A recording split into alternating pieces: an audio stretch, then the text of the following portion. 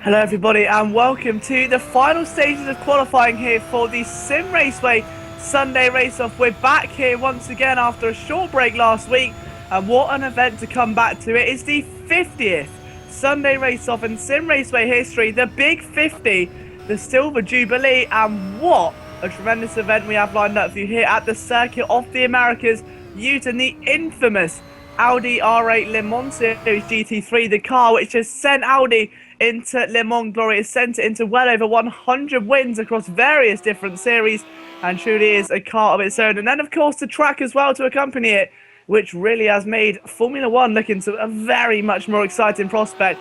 Into the race which is live at the moment in the last closing stages. Quick update on that one: a slight contact earlier on between Lewis Hamilton and Valtteri Bottas, resulting in Lewis Hamilton taking a drive-through penalty, and simply due to that, well, the rain seeming to have held off at the moment. But what we're taking a look at really is what's happening here at the Circuit of the Americas and what these Audis are doing. This is the first race of the night, of course, on the schedule of about 5 or 6. We've got the skill comp races all the way up to 900 to 1000, which features a 28-lap race at the end, so about, you're looking near close to an hour's worth of endurance racing at the end there for these guys who sporting very so the United Autosports livery, the team which has done very well for itself this year, and as loads of 69 tries to get himself across the start-finish line. Now he brings himself onto the main straight. We'll see what he can do. You're looking for about 2 minute 25. And I'm thinking this may very well put him third. It does indeed. Quite some time off. A 2:21 by Jim Hall. It's the fastest time. Spatial Dragon in second with a 2:22.8. A 2:37 from Lotus. And our last participant, Boss Hogger's, still yet to set a time. He's out on the circuit. He was a few of them to go. At least he's back in the pit lane for now. Lotus 69, though, still looking fairly strong, in all honesty. He's got some time to find. I'm sure there was just an error, and that's another one right there. He's going to be fairly careful with this circuit and that section as well. We've seen this many times here with the Koto, and he's really struggling with that car. He's just collided with the wall the very next corner. The circuit of the Americas, every time the Sunday Race-Off returns here, we see some spectacular racing. But unfortunately for the drivers, it is a very difficult circuit to conquer. It has got plenty of elevation changes, a nice variation in corners, which unfortunately for the driver, especially when it comes to trying to work out how to approach this circuit, do you go aggressive, do you go conservative? It's very difficult because you don't know how to approach certain corners, especially on that braking zone now, as you saw Lotus just demonstrate that it's very easy to lose the car on the brake-in. You can see the back end stepping out multiple times, and he really is having to run this car ragged to get it round here today. So he's still, you know, committing at it. So fair play to the guy. He's not giving up at all. But that does almost bring us to the end of the session. Jim Hall is going to come across the line and almost rounding out for us. He's still got himself one more lap to go, so plenty of time left for him.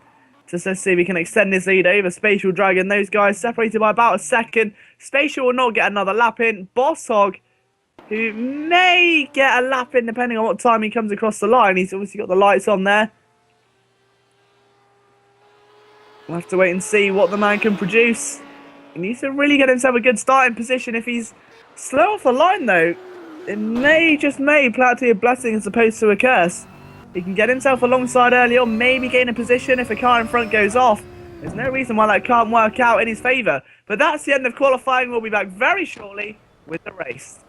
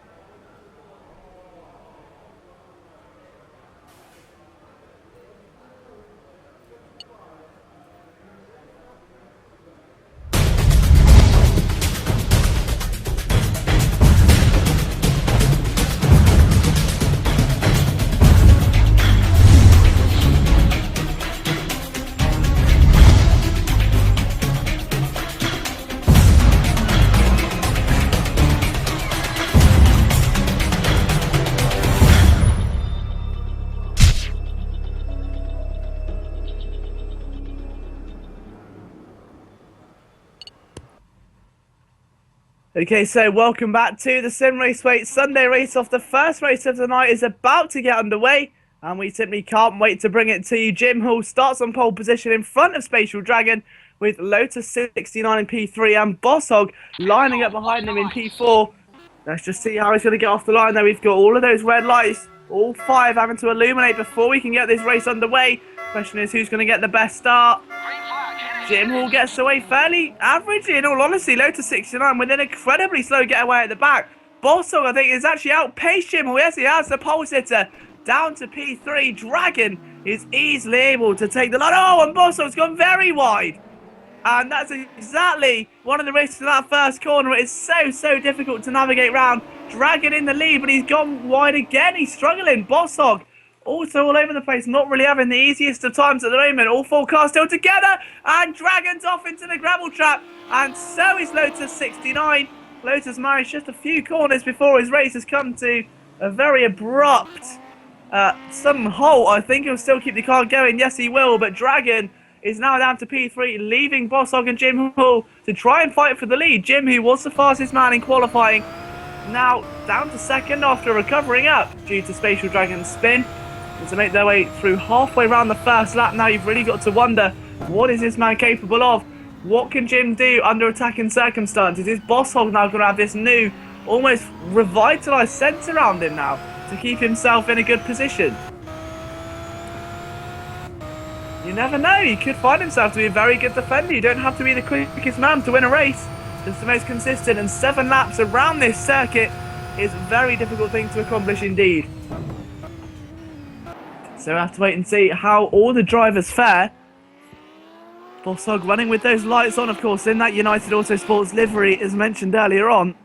Big lock up there, though. He's gone wide, and luckily doesn't lock up, but Spatial Dragon not doing too well a bit further back. Lotus 69 still in this race, but already now 17 seconds behind our race leader, 9 seconds behind his nearest competitor of Spatial Dragon, and I can't see that gap being reduced anytime soon.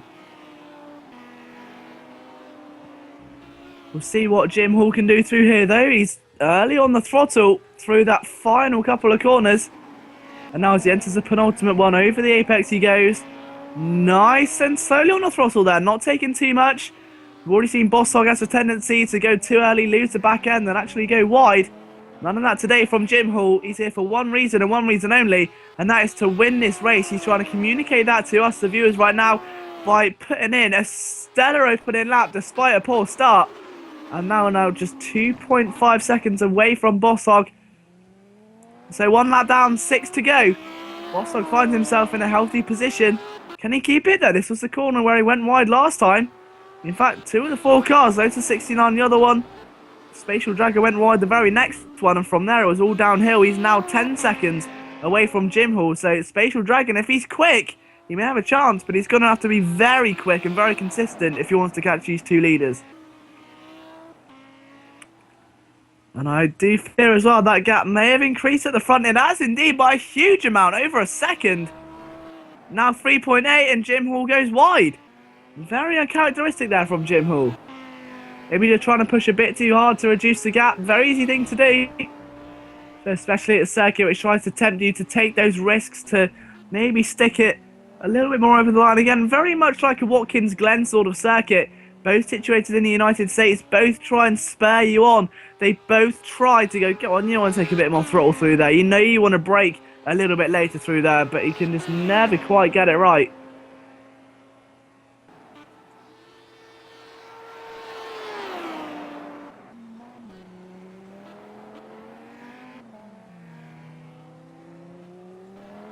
Although, however, taking a look at what Jim Hall's doing right now, whilst he lost a bit of time, it's actually stayed the same, 3.8 seconds. Spatial Dragon still a further 7 down the road. Actually up to 4.7, so he has lost time. And through this section now, it reminds me of the backwards turn 8 almost at Turkey.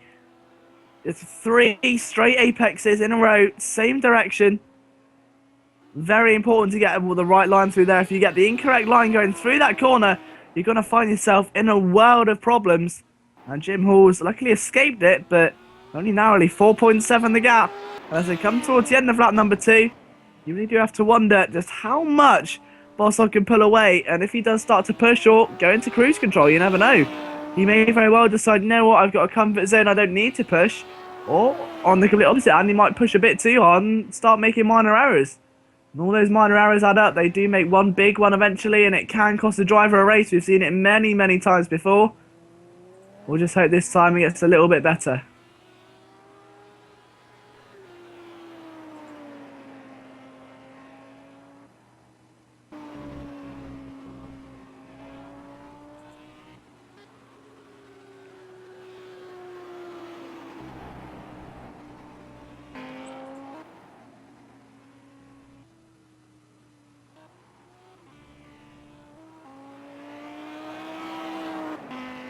And now just trying to look at what Lotus doing. Off he goes again. And I thought he was recovering from a slide. That's why I stayed silent. I didn't want to jinx it and say that he spun. I thought he was recovering from a slide. It turns out he was. And that he just lost it the next corner. He's off again. And now almost, well, 1 minute 16 away. He's about half a lap down already on the leaders. He does have some lag issues as well, I think, there.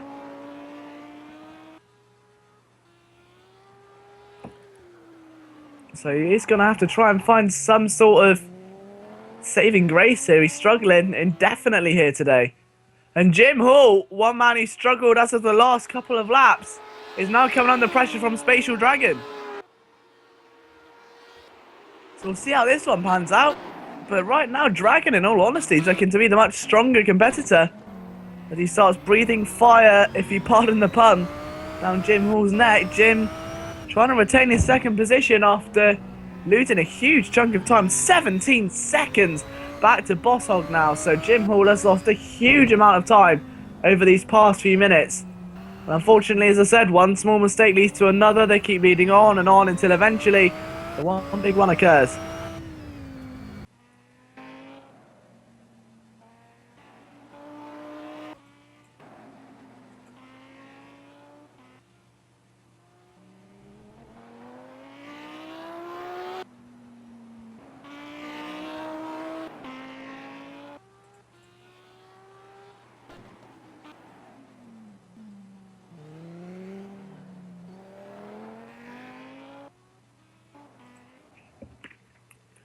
So Dragon goes across after overtaking. So I'll take a look at how Boss Hog's line was actually differing there from the man in second, who was Jim Hall at the time. And if having those lights on actually helps, because it does seem, you compare the onboards, the actual racing line, you can see the brake marks and where the rubber has left and degraded onto the circuit, but does become a lot more visible. So I was wondering if that does help Boss Hog, and the wheel seems, whilst a lot more shaky inside the cockpit, a lot more sturdy. Overall, you can really see the force feedback and how strong it is. But Jim Hall didn't really put up much of a fight against Spatial Dragon. The position was really decided straight away almost. It was a very peculiar little incident. So Jim Hall's got lag issues, that's what it was. I wonder if he's out of the race then. I think that's got to be a retire. Yes, it is. Jim Hall's left with a connection issue. And that is a big upset. That means now that you've got to be in it to win it. Lotus 69 is more than in this. Incredible scene. That's exactly what happened to Jim Hall then. So he couldn't really put up much of a fight. And then the internet curse dawned upon him. And now Lotus 69, who's 1 minute 42 seconds away from Jim Hall on his own as it stands. Let alone Boss Hog, who's a further 1 minute 30 up the road. That is a very, very peculiar incident. I'm sure he'll be very upset with that as well.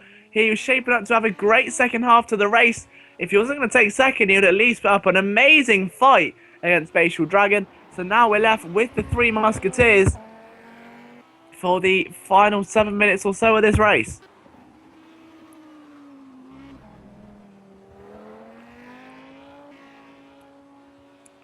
So across the line goes Lotus. And his time wasn't too bad at, well, 2:52.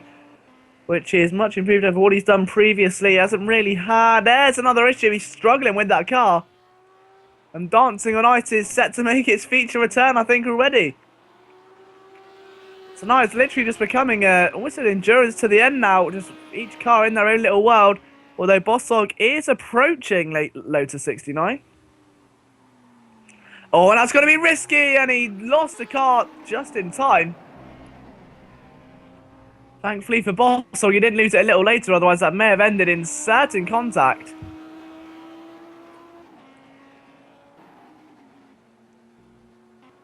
By the way, then all drivers now left to their own devices.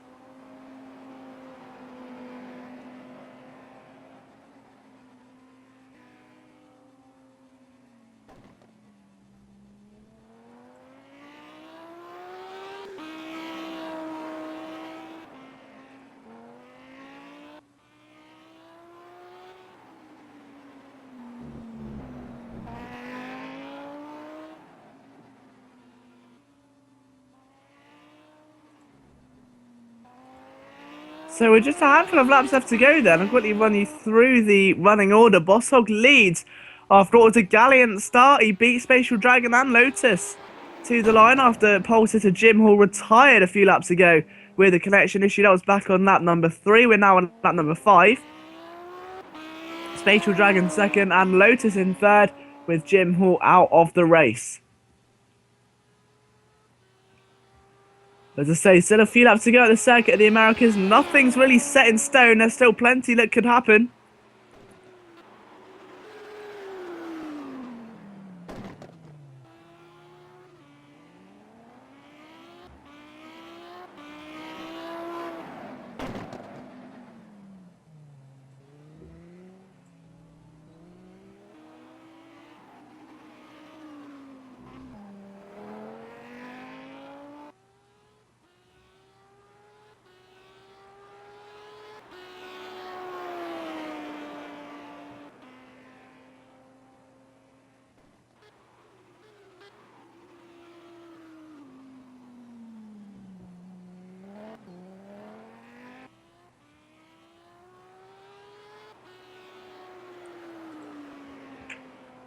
So Lotus Sen going across the line now to start lap number 5 of 7.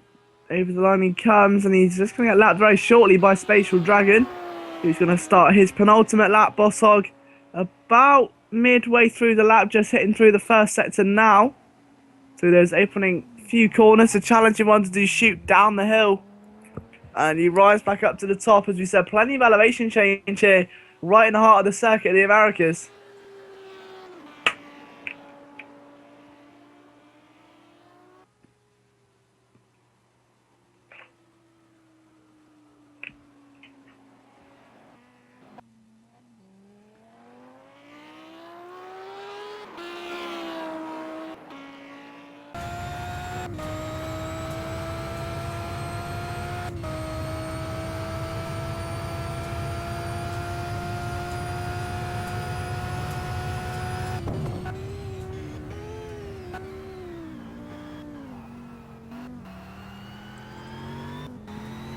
So let's just take the final lap and a half on board, I think, then, with our race leader Boss Hog, who's done, well, it should be said, a tremendous job, hasn't he? Hasn't put a foot wrong all afternoon. Didn't start in the lead, he started in third. And he just had the best start possible. Everything fell into place for him. But just because everything falls into place, much like Sebastian Vettel, you've still got to have the man behind the wheel to bring that car over the line. And that's exactly what Boss Hog has done today. And he'll round the penultimate corner in just a moment's time, getting ready to start the final lap. He will be in the much, much deserved position of first place.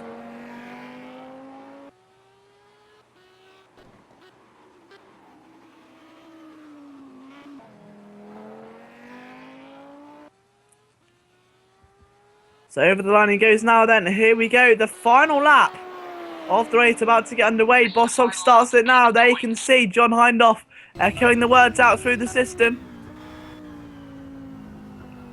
Nice pivot at turn 1. It really is like a steep roller coaster turn almost. Sharp descent downhill and looking fairly tidy at the moment. He knows he doesn't have to push. 42 seconds is a lot of time. Providing nothing drastic goes wrong, this should be his race.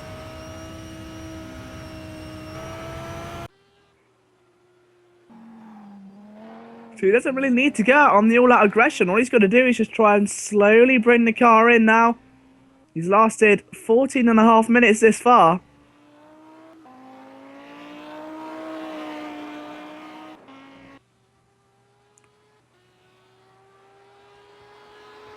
So Lotus now officially up to third place after Jim Hall's lag out, but can't really see him catching the Spatial Dragon anytime soon.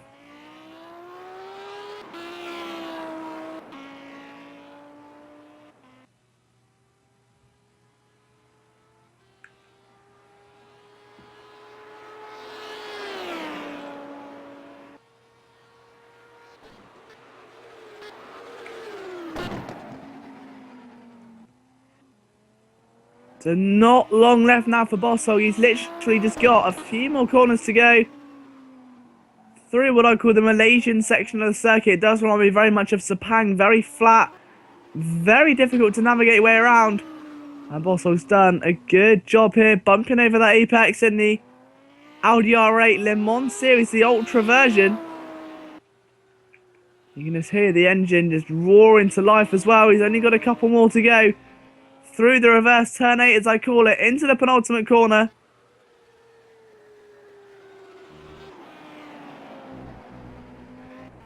And now all the hard work is about to pay off for one very lucky man. Bossog is going to surely now, without a doubt, win the skill quant race for the 500 to 700. He's going to go across the start-finish line now, and what an event that was. It wasn't exactly the hardest drive in the world, but the circuit itself made it supremely challenging, and Bossog rose to the challenge and demolished it. Great run there by Bossog. Spatial Dragon is going to come home to take a very well-deserved second place after keeping his car on track, avoiding contact with Jim Hall, who unfortunately retired, as we said, off some latency issues. There was no contact between them, so very good job there by Spatial Dragon.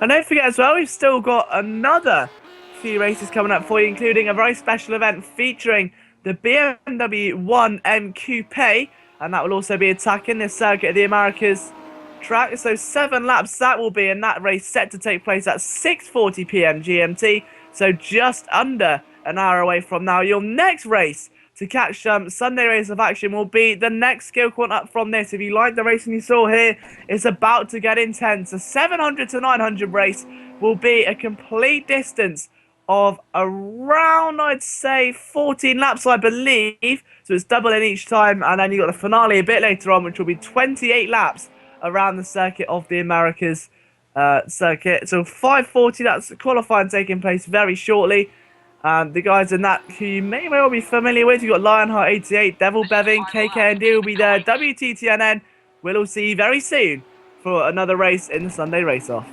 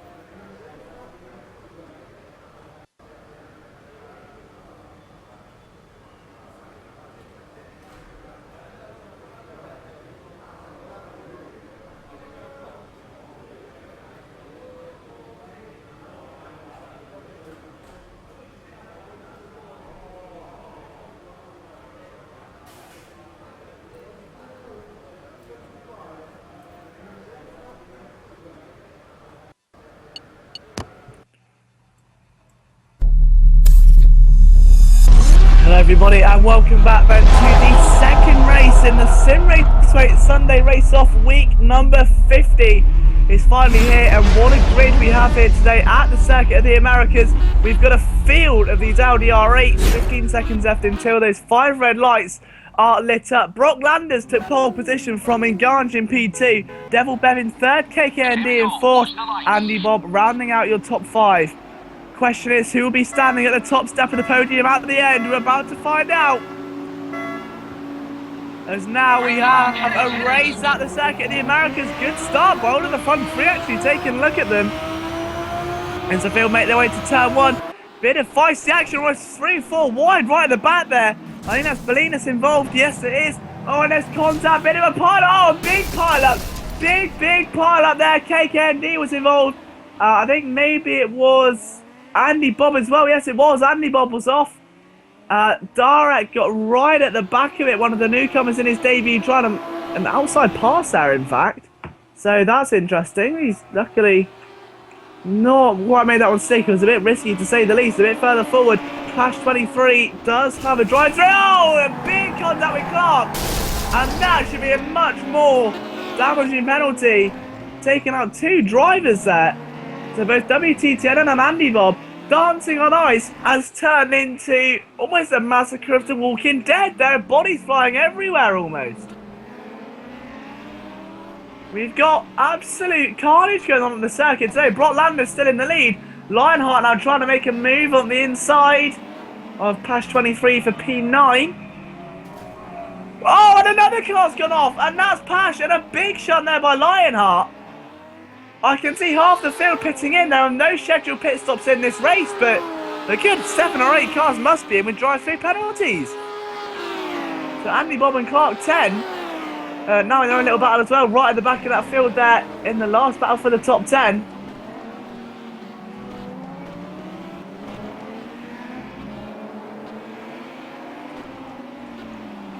As we come towards the end of lap 1, Andy, Bob and Clark still in that little fight. So a quick update of the lead then. We'll try and do it as they cross the line so it's all up to date. Battle for second there, Devil Bevan and Engange side by side. Very close racing there by those 2 seasoned veterans here in the Sunday Race-Off, competing in week number 50. And Devil Bevan can't quite get it to go, so as they go across the start-finish line for the end of lap number 1 out of 14 is Brock Landers that leads, and Engange and Devil Bevan. Master Rock out to P4, pulling away from the Dimitri, it's Decade there, cars behind him. So Dimitri P5, Howard P6, Darek P7, KKND in 8th, Lionheart 9th with Clark 10 in 10th, Andy Bob 11th, and 12th Belinas 13th WTTNN, and 14th is Pat 23. So a big start then by our race leader Brock Landers. Engange and Devil Bevan, those 2 black Audis, are jolting away at the moment. They're doing a good job at impressing our fans here today. I think well done to them, in all honesty. They've really put on a good show so far.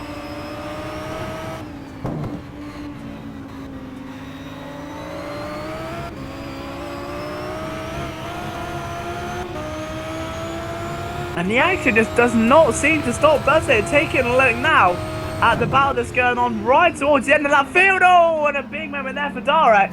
And he's actually let Pack go through there. I wonder if that was to avoid the penalty. Pack still has a stop and go. I'm assuming that was for the incident on lap number 1.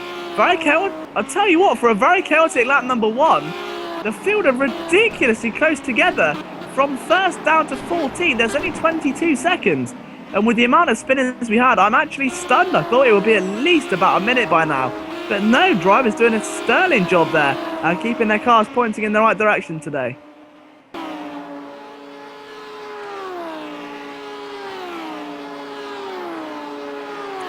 And a bit further forward, Devil Bevan and Engange still dueling away. Devil just got the corner a bit wrong, I think, went a bit too deep perhaps, and that is going to cost him some valuable time.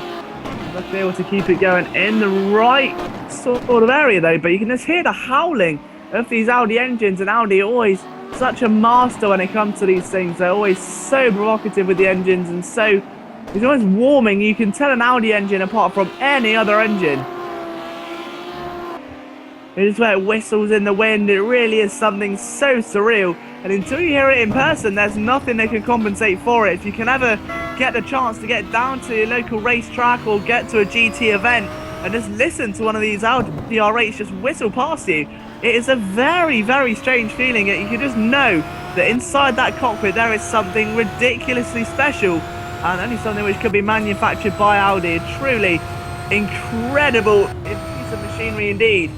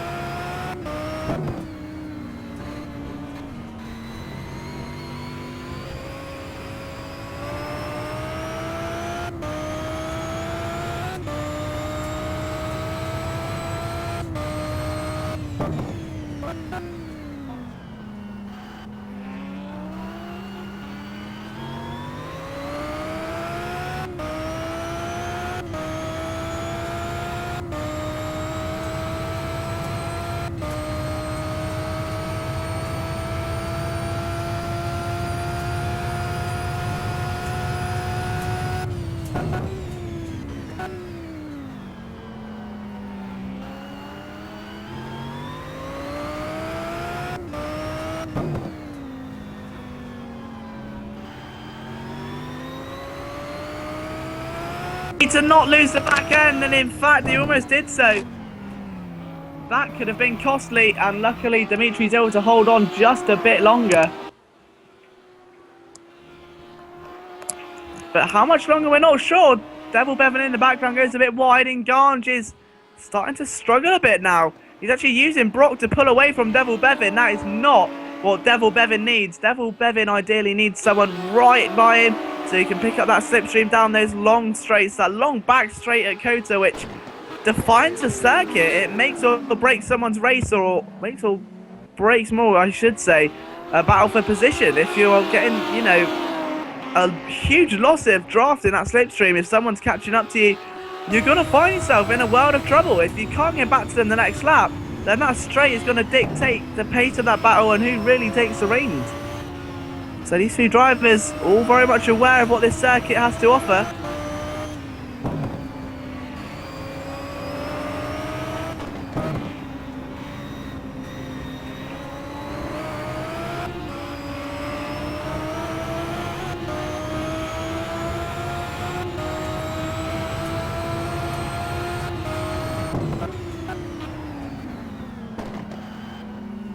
Ganj. Oh, and a bit of a nudge there from Devil Bevan. This is what we were talking about. And Ganj may have got that one slightly wrong. And now Devil Bevan is going to creep up the back stairs on that back straight. Here we go, side by side. Look, no room given there. They're wheel to wheel, door to door. And as they're going towards the left-hander, Devil Bevan will have the inside line. And Ganj is going to have to settle for third best, arguably, this time. Devil Bevan moves up into P2, and Ganj still going to try and contest it though. Oh, wraps it round the outside like a parcel. And now Ganj is able to snatch that position away. He reclaims second. Anything you can do, I can do better. Devil Bevan's going to have to do a lot of thinking if he wants to retake that P2.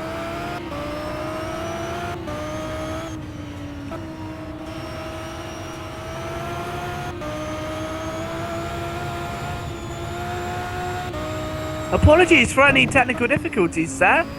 I think we're going into some audio problems. I'm assuming it's all sorted out now.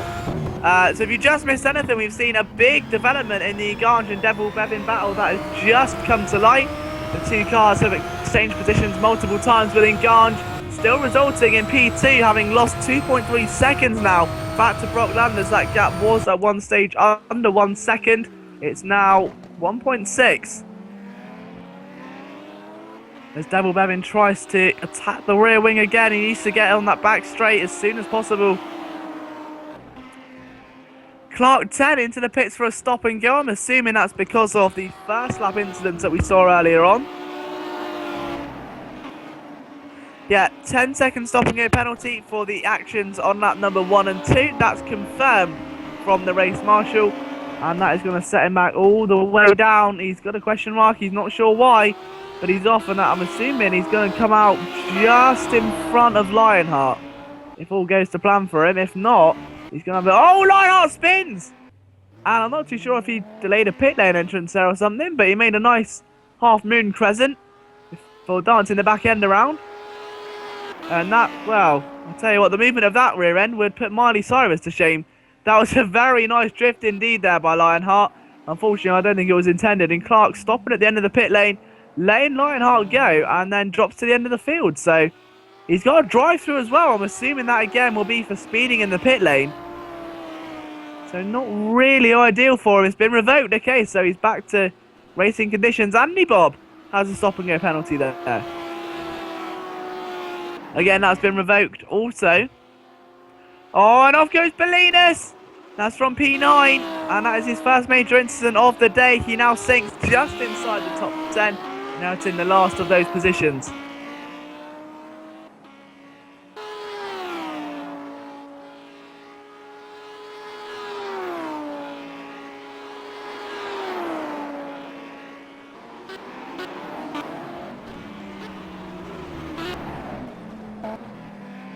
So as we give you a quick rundown of the order then, Brotlander still leads from Engange and Devil Bevin as we approach the halfway stage, and 7 laps down, 7 to go. Engange and Devil Bevin still keeping Brotlander's very close company. Dimitri P4 in a race of his own at the moment. Master Rocco trying to reel him in. KKND in P6. 7th is Hellwood. 8th place, WTTN M1. Pash 23, P9. Bolinas 10th. Andy Bob in P11. 12th is Lionheart 88. 13th is Clark 10. And 14th, and out of the race, I believe our first retirement is Darek in the afternoon. That was on lap number 5. So the battle between first, second and third is still really heating up right now, and it couldn't really get much hotter. I think it turned into Hell's Kitchen down there. They've been like this for the past 5 or 6 laps now, and they just cannot get out of each other's slipstream. It's going to be a very entertaining climax to the race.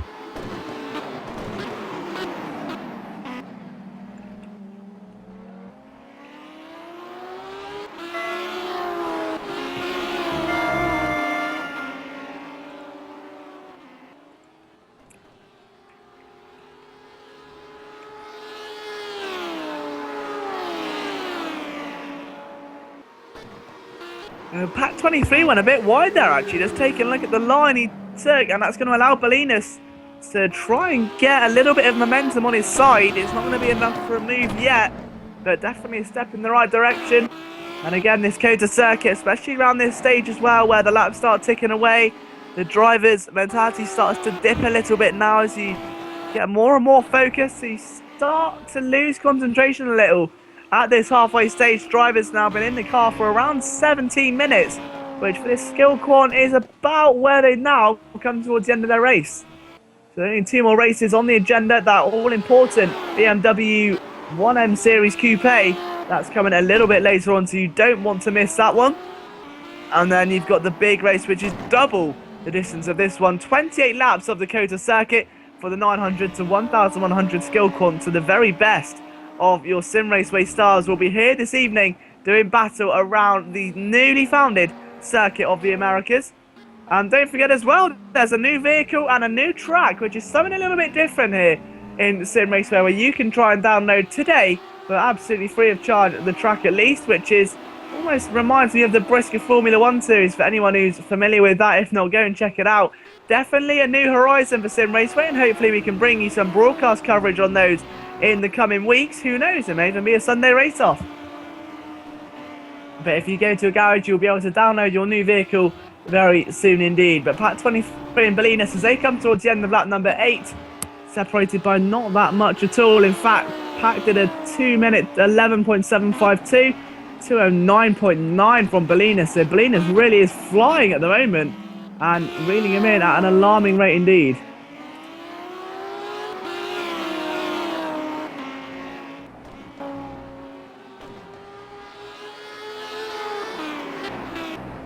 And Devil Bevin, who's now up to 2nd place after finally dispersing of Engange, has got to stop and go. And I'm going to wonder if that's going to get revoked or not. But if it doesn't, that's going to be big.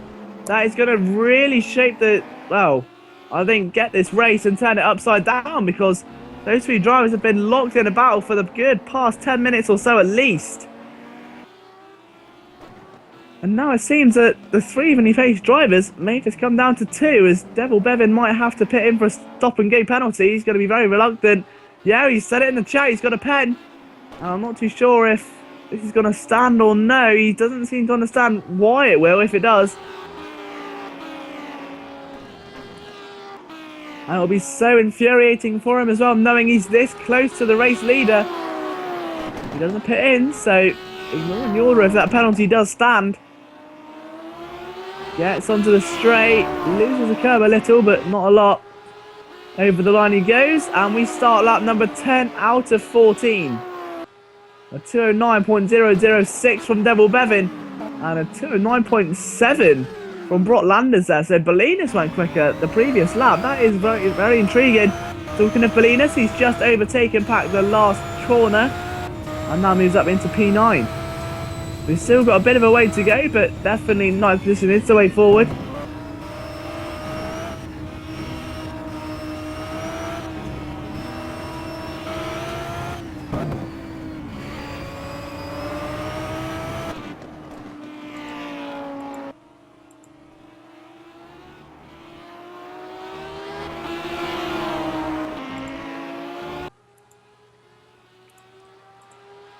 Yeah, so I think, yeah, the penalty has, as far as I'm aware, been revoked. Yes, it has.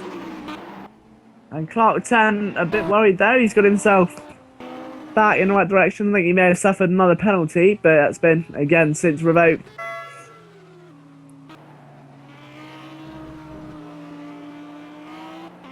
But, nonetheless, then, the Three Musketeers right at the front of the field are doing a really good job today. With Devil Bevin getting close again to Brock Landers, and despite the position changes behind him, no one's actually overtaken Brock yet for the lead.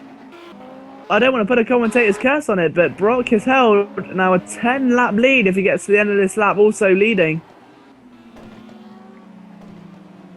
And Clark 10 not happy with the call there. Let's try and take an eye where he is at the moment. He's down. Oh, he's in the pits.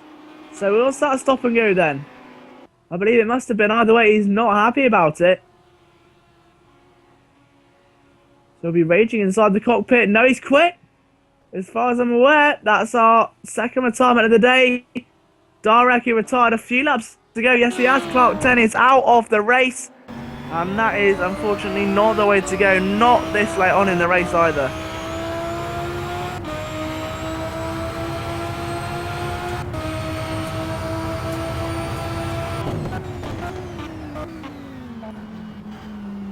Brock and Devil. Oh, and Devil on the inside. Brock's got wide. I did put a curse on it. Brock Landers still somehow has the lead. I thought that was going to be very close. He may have even lost it there, but for no reason whatsoever. There's tension, and Brock Landers is coming under a lot of pressure right now from the set of Mr. Devil Bevin.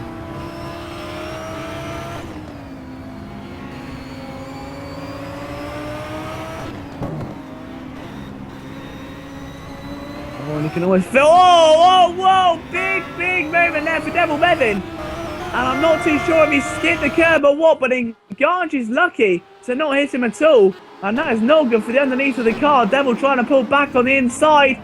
Oh, and it's a brave move. It's a brave move. And somehow still pays off. Devil Bevin is back in second after the car went airborne. Reminding me of a certain Mr. Roman Grosjean. I think it was last year back in Malaysia.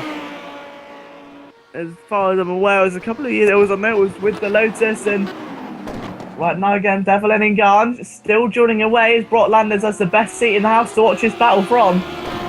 But no, Devil Bevin surrenders it, and Ganj now into second. Let's see what he can do against the mighty Brock Landers.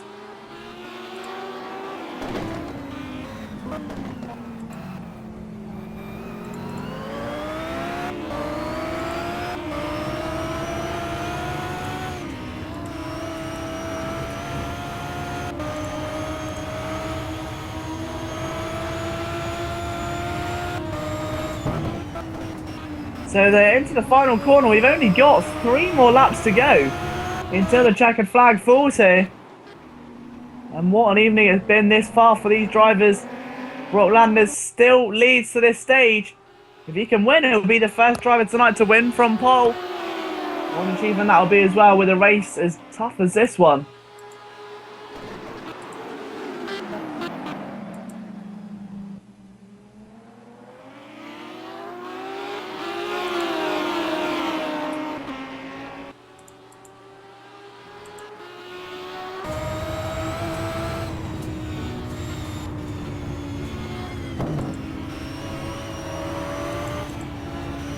And look how close the 3 leaders are right now, though. I'll quickly give you an update as to what's going on through the rest of the field. It's Brock Landers who leads, then Ganj, Then Devil Bevin, Dimitri P4, Master Rocco P5, KKND 6, Elwood in P7, 8th is WTTN M1, Belina's 9th, 10th Pack 23, 11th Andy Bob, and out of the races Lionheart, Clark 10, and Darex. So leaving us with 11 racers, 3 of them who are all in a battle at the moment. And I say battle, it's more of a war. You say this is a battle, I say this is a war in Rome, because these drivers are absolutely relentless in how they're battling right now. And you can see just there as it starts to heat up again, Devil Bevin looking to the inside once again there of Engange. And again, Engange on the outside trying to bend, almost 3 wide. Was there contact? No. Devil Bevin's able to pull alongside. Brock Landers still is running for his life right now. He's driving for this win, doing everything he can. But look at the pressure. He's like running away from a pack of rabid dogs. And there's contact between, a chain reaction. And poor Devil Bevin. And then there were 2. I think it was just an easy bit of loss of control from Brock Landers. Engange had to take evasive action. And unfortunately, Devil Bevin had nowhere to turn to and has got clobbered into by Engange. He still retains 3rd place, but any chance he had of getting a second or a win here, I think has surely disappeared.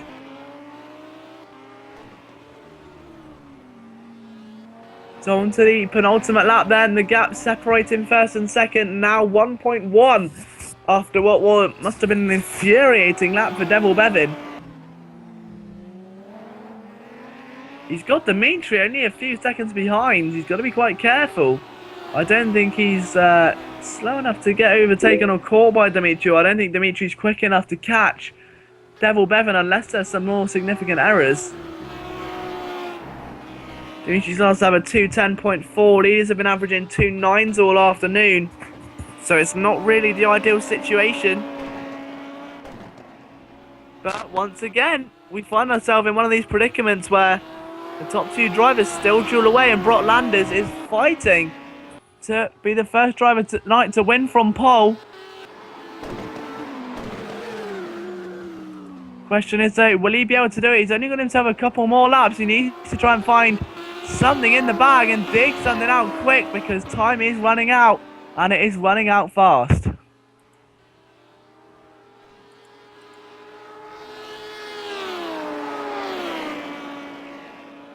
What about the rest of the field as well? Those guys have done a tremendous job today at keeping the cars on track. I know I use the word tremendous a lot, but there is nothing short to describe of what we've seen here today. Brock has done a fantastic effort of keeping his car right at the front of the field. Engange is still going to be trying to follow him the entire way round, but nothing through there. Devil Bevin also doing everything he can to catch up and stay in front of Dimitri, more importantly. As those guys still have a little bit of a wall between them. Devil Bevin evidently the faster car, but if Dimitri can maybe pull alongside on one of those back straights, who knows what can happen.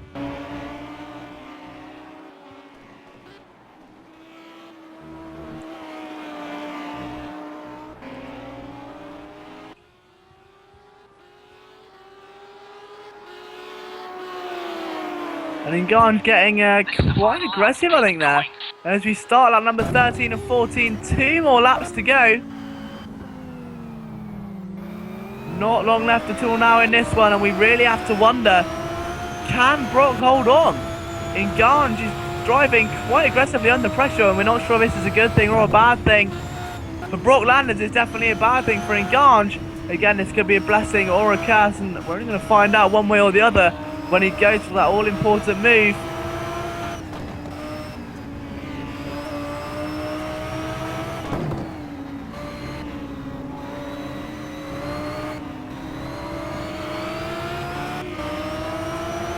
So a lap and a half left to go, and the majority of drivers have just started it now. Bolinas just starts his final lap, Pack as well across the line. Andy Bob now we're waiting on, and then we can have the entire field still on the same lap, which again, a big feat here for the Sunday race-off. And there we go, the entire field still on the same lap. So big well done to all of the drivers who participated here today. But Nganj now in the lead of the race after overtaking Brock Landers. And that was a big, big move. But can he hold on? Can Brock Landers come back? He doesn't have long to do it. He's going to run out of time, and he does it. And Brock is doing everything he can now to try and maintain his position. It has been a Goliath battle at the top of the field today, and I'm sure it's only going to get better as we enter this final lap. Nganj is going to be left wondering where to go after getting so aggressive early on.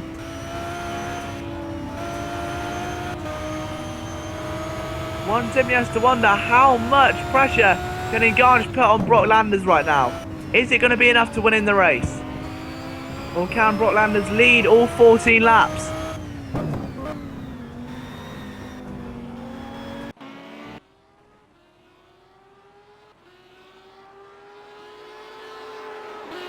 He comes towards the end of lap number 13 now, followed by Nganj as well. Devil Bevin still in front of Dimitri. I think that one's sealed definitely, and the Nganj currently separated by about 1.6 seconds. Brock Landers and Nganj. Devil Bevin's not that far away, in all honesty. He might have a further 5 seconds behind. There's no reason why, if there's another mistake, he can't catch these guys.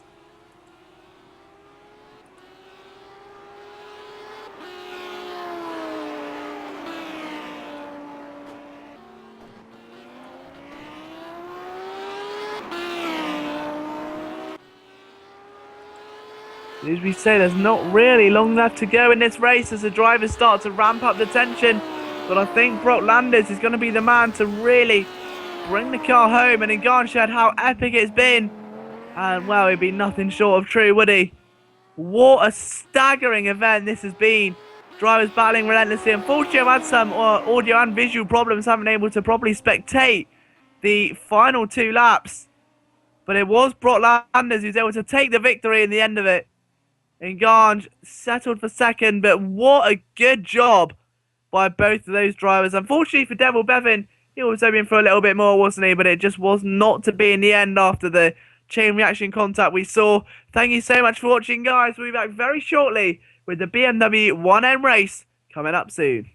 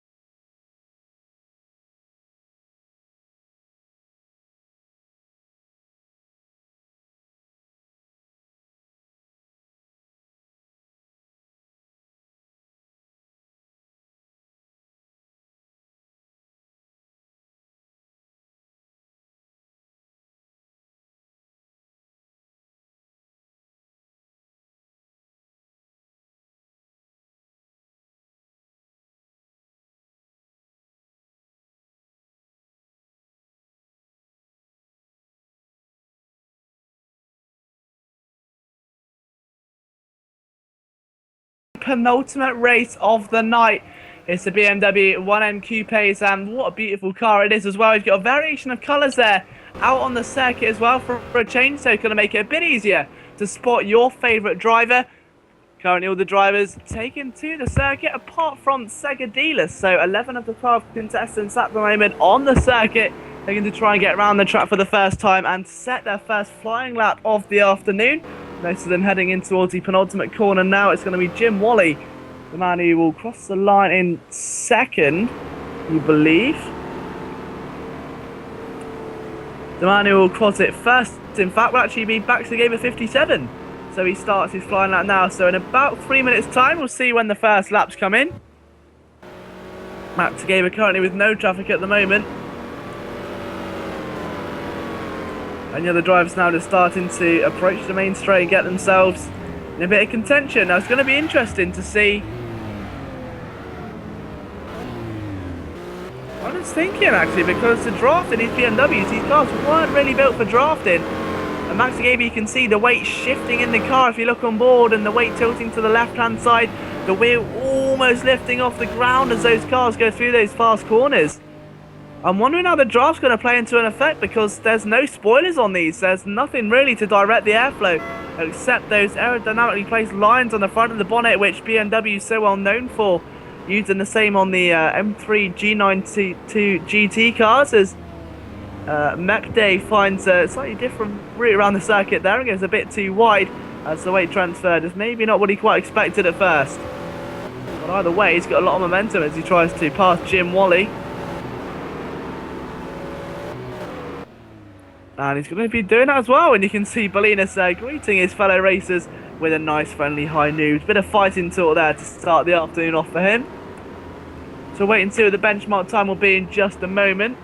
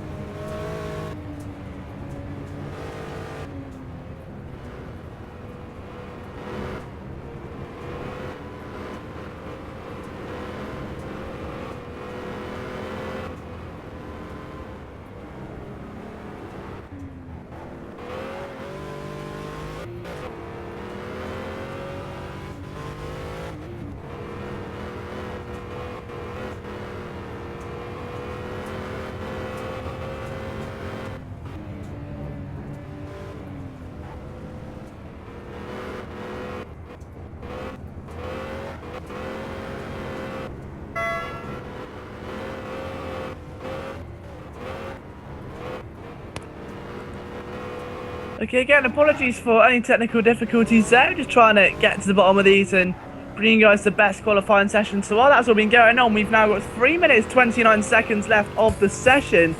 Looking at the qualifying times at the moment, it's a 2 minute 33.4 which is the fastest time of the day by Baxter Gabriel. 2:34.2 from Nelsenor, 2:34.3 from Greifendale. So not a bad effort at all there. And I believe that's actually Greifendahl's first ever Sunday race-off. So welcome to the Sunday race-off to Greifendal. Definitely looking to make an impact in some of the best of ways, isn't it? It's a great time and a great way to start. We've got Mad Max 66 just behind, then Mercier 88 in 5th. 6th place is Ahui, 7th is Mepday, Jekyll in 8th there, Mr. PA Jim Wally, and then Segadila, Jim Hall, Bolinas and Supercar, who are still yet to set times. Still a little bit left in the session. We'll have to wait and see how things shake up.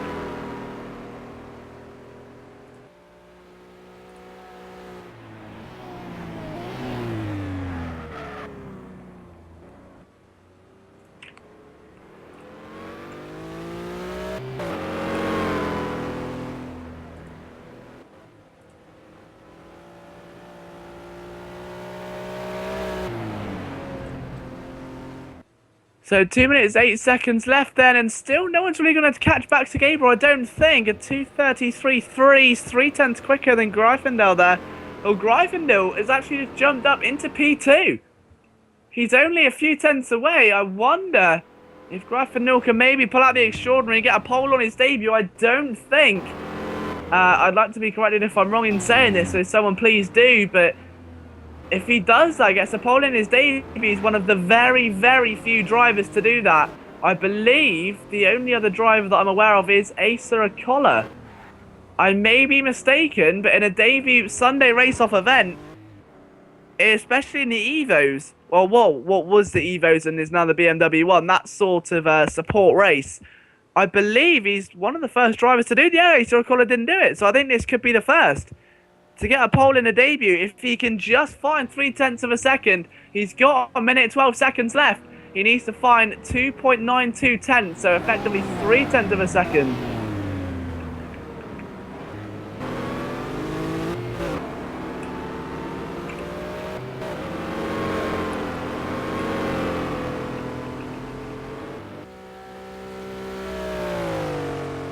And he doesn't have a slipstream either. That does not help him at all. He's only been able to complete 3 or so laps. And again, that is something that's not really going to help him when it comes to trying to take that pole position off what is easily a very difficult thing to do. It's not exactly easy to waltz into a Sunday race-off and take a pole position, let alone do it off someone like Baxter Gabriel. Now Segadila jumps up by 0.8. And that has just destroyed all hope of that record being broken. That is a huge jump, and Segadila is looking on fine form. That is absolutely perfect form there by Segadila. You could not ask really for much better.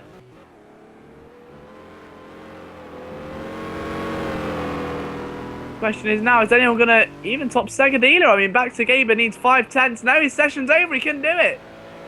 Greifendal's got 2 more corners to go. He's going to catch Mercier just too late. He pulls in. Game over for him. Segadila still going on the circuit, but I don't think that will be a lap. Now Senor still catching Baxter Gabriel. Mepday goes across the line now from P5. We'll see where his next lap takes him. It doesn't take him anywhere major. He stays 5th. 6th for Mad Max. Bolinas in P7 at the moment on a lap. Mercier's out. Jekyll out. Huey will get to finish the lap. But a very messy final corner. I really can't see him jumping too far up the standings in such a short space of time, considering he's made that much of an error. We'll have to wait and see anyway. I could be wrong. Needs about a 2:33.4, I'd say. And no, he's way too... Oh, he does jump up to 6th. So a 2:34.8 and a big jump indeed. So he does manage to make it. And I believe that will be the end of this qualifying session. Supercar 1 won't improve from 15th.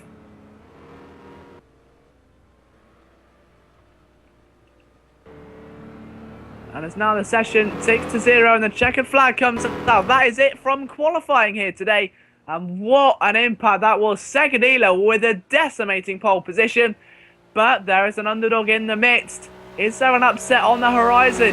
Greifendal on his first ever Sunday race-off. So it's just behind Segadila on 3rd position. We'll bring you the full 7-lap race very shortly.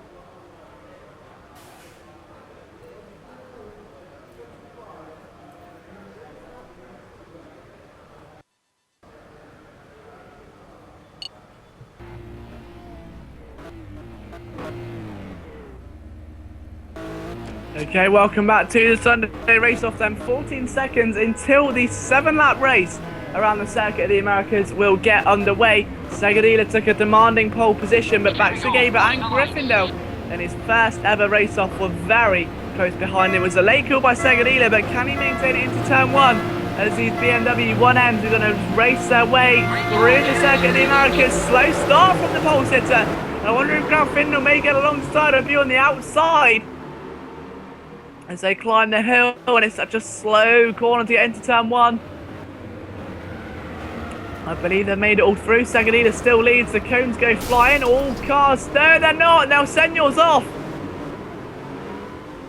The rest of them make it turn number 2 and 3 okay, though, thank God. Could have been a lot worse as they make their now way through the S's. One off in the background, but Segadila still leads. Baxagaba second. Ralph Findle in P3. Mepdace received a penalty. I'm assuming that was the car that was off. And the rest of the field there is a bit of a battle with Bellinis and Mad Max. And apart from that, all plain sailing as we get to the front of the field as well. They stream through single file. Segadila, Baxagaba, Ralph Findle. Then a Huey, big start for him as well. Mergia, PA, Carbon TNT, Bellinis, Mad Max, Mepdace, Jekyll, Jim Wally. Then Nel Senor, Supercar, and Jim Hall as well. So Jim, who featured in the first race tonight, looking to come back with a vengeance after the internet plagued issues with him. 7 laps of this Kota circuit really is, as we said, quite a demanding thing in this BMW 1M, a car that was not built for circuit racing. It was built for road, and that's why you can see such violent weight transfer when the car goes through the corners. So we'll have to wait and see how the drivers manage that today. It's really looking to me like it's going to be quite difficult, and there's only going to be a handful of drivers that are going to be able to manage it successfully. Baxagaba's off, and that is not good news at all from the man who was second a moment ago. He's now just reclaimed third, but that allows rookie Ralph Findle to get into a good position. He's up to P2 now, and Baxagaba's got to stop and go. I'm assuming that will be revoked. He hasn't really put a foot wrong that I saw.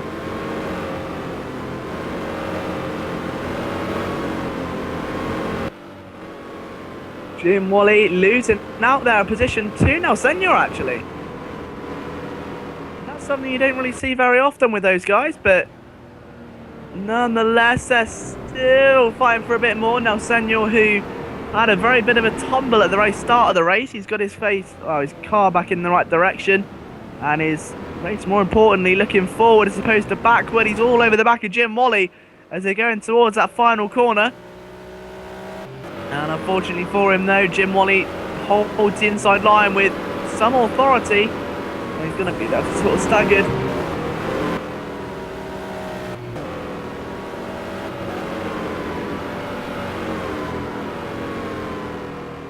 However, into turn one could very well be his next option. Up the inside, he's going to go.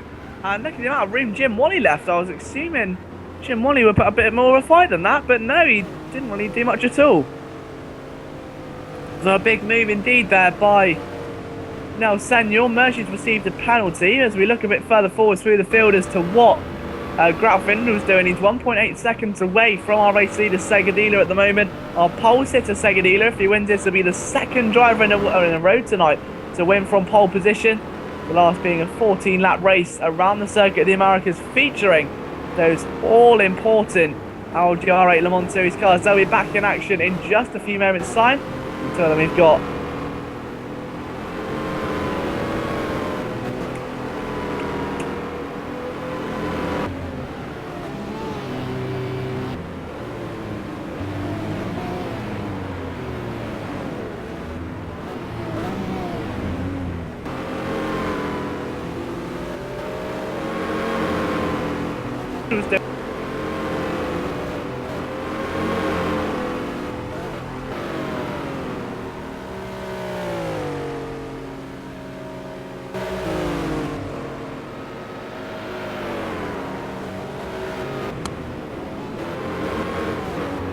and look at Graf Vindel back to Gaber, and this is a battle for P2 out of nowhere. Back to Gaber is in a world of pressure right now to get this move done. If he doesn't, as Huey's there to pick up the pieces, he needs to get second place back. Graf Vindel went wide, bit of a nudge, and that is classic touring car racing there. Maybe a bit aggressive, and Graf Vindel wasn't expecting something like that this early on in his sim raceway career.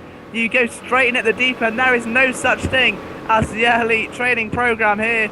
You go straight in to the deep end. You're diving off a 100-meter board. There's no room for training. Oh, look at that. He's also in the background. That was a Huey who almost did what reminded me of a Kimi Räikkönen back in 2008, coming out of the Monaco tunnel, crashing into the rear end of Adrian Sutil. That furious weave of loss of control there, and that could have ended a lot worse. So luckily for Graf Vindel, his race carries on, and Huey stays in fourth. So Mergia, P8 and Mad Max, 4th, 5th, 6th and 7th.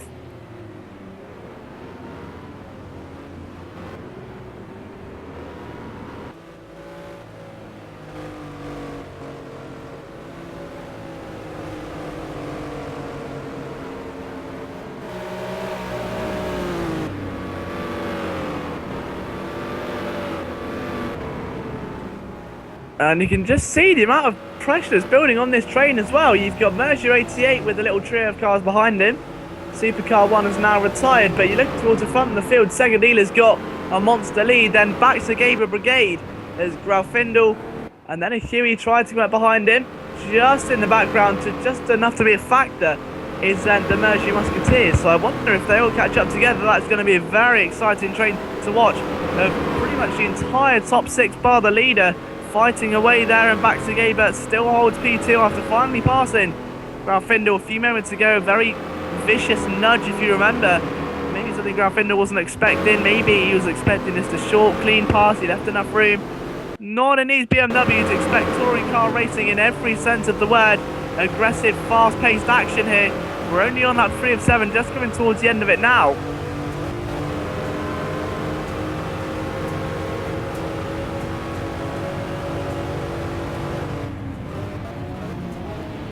But back to Gabriel, he is looking strong in all honesty.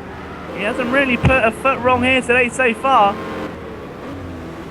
He made a bit of an error early on, but it wasn't enough to cost him big consequences. Graf Vindel just staying with him exactly like he did in qualifying. Oh, Graf Vindel's lost it. I may have put a commentator's curse on that. That's the second time I've done that today, and I wouldn't call that stop and go. I'm sure that will be removed. That was a loss of control, and to regain it, he had to cut the corner. But in all honesty, I've got to stop the commentator's curse. That's the second time tonight I've complimented a driver, and out of nowhere, they've suddenly made a very uncharacteristic error. Damn you, supernatural commentator powers. But nonetheless, it's not stopped this from being an extremely entertaining race so far.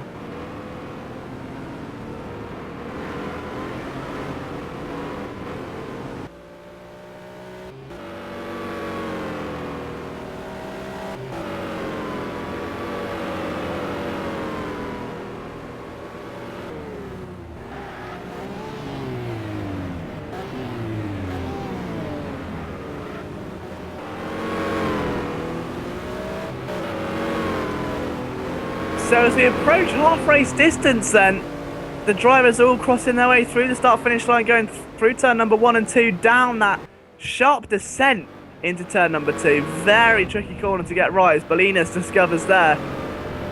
Give you a quick update on the running orders. So Segadila now with a 2.4 second lead, which is surprisingly coming down, which is kind of weird. That shouldn't happen. If Max Gabe is fighting with Graf Findel, the lead should be going up. There's Back to Gaber escaped, and he's got the Back to Gaber brigade. And we've got, obviously, just behind him with Graf Findel, a Huey and PA.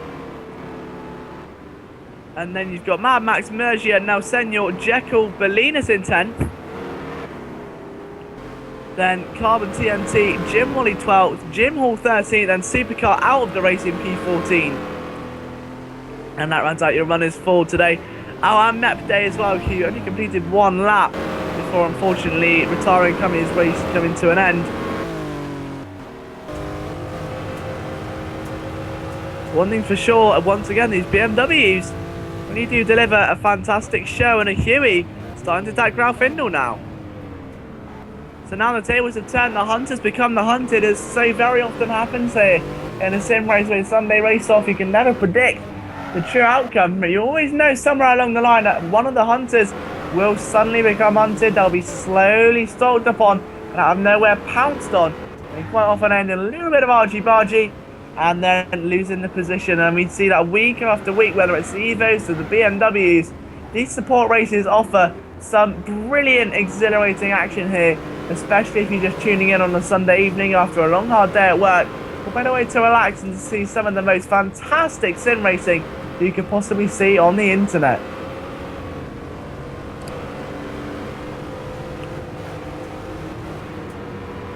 As they come towards the end of lap 4 then, Segadila's gap is slowly actually being caught by Huey as well, so about 5 seconds apart for those guys.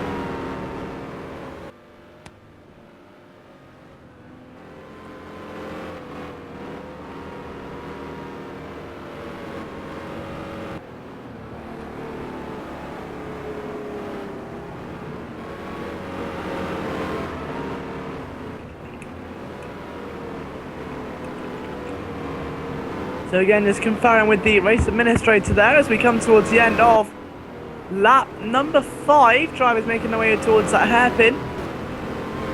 So they're about halfway into the lap now. Segadila still leads them 1.3. Again, that gap is coming down rather rapidly.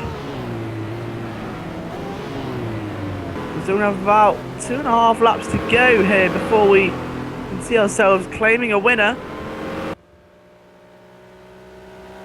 The question is, who is that winner going to be? It's been a wonderful weekend of racing so far. We've still got the main feature race to come up for you.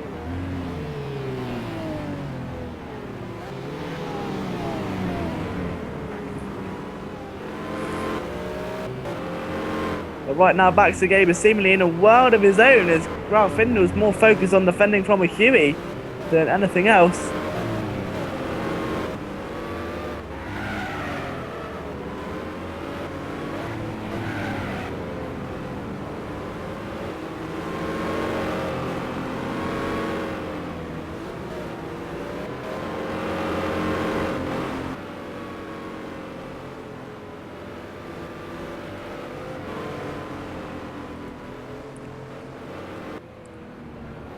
So now as we come towards the end of lap 5, we've got a couple more corners to go. Oh, and off goes back to Gaber. That's a bit wild and frisky, and that's not really going to aid his chase down of Sagadila at all, and he's got to calm down a little bit. He's only got 2 more laps to go. So about 5 more minutes of action left here at the Circuit of the Americas before we head back there with these Audi R8s and see some really intense action in the big 28 lapper.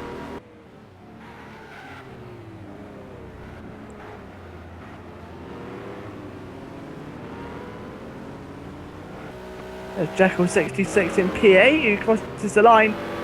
Not too bad time at all. He was 6 seconds quicker there than Merger. I believe he's had a bit of a problem.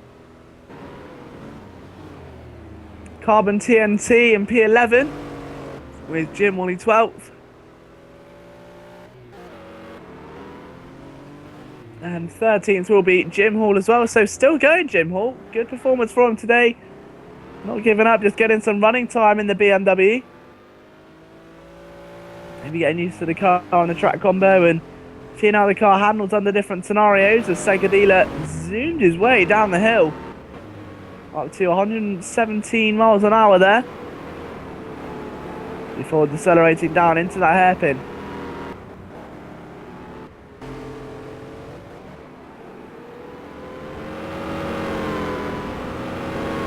And then down the straight will come once again, followed by the rest of the field. There's back to Gaber. There's Ralph Hindle, who still hasn't lost a footing really. He made one mistake earlier on, but apart from that, again, he's had a pretty much faultless race this afternoon. He's done a great job.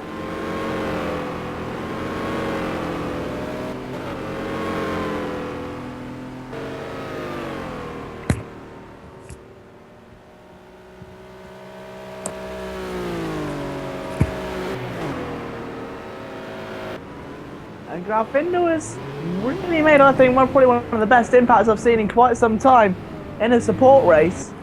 Drivers making their way now just to the final few corners to start their final lap, but Graffindo has just been heads and shoulders above the rest of the field. Really stunning performance there by him. He could have done a lot worse. We see many debutants flop even, or the races maybe not go 100% to plan, an early crash or a silly mistake, but very professional driving by Graffindo today. Not many people would realise it's his first race. You would expect he's been doing this for a lot longer. Back to Gabriel is catching our race leader as well as lap traffic in front. We could very well have a late twist of fate on the final lap. And how amazing would that be? Let's wait and see how things pan out, but for now only 1.1 seconds separate the two. Into turn 1 they go.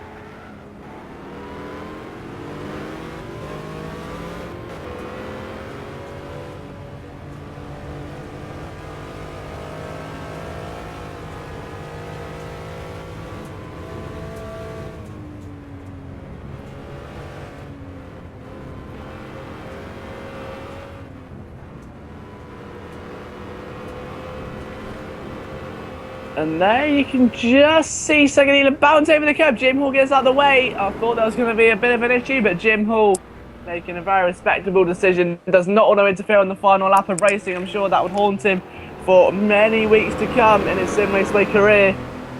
But nonetheless, he leaves the two gladiators to race, and I think they have not really that much competition. Sagadila's under a second, but he's got to get away before that back straight. If back to Gaber has a chance, it is on this straight now. Gets the car straightened up nice and early. He's got plenty of tarmac to catch him. Will he do it though? That's the issue. I honestly don't think he's going to have anywhere near enough power or speed to even get close.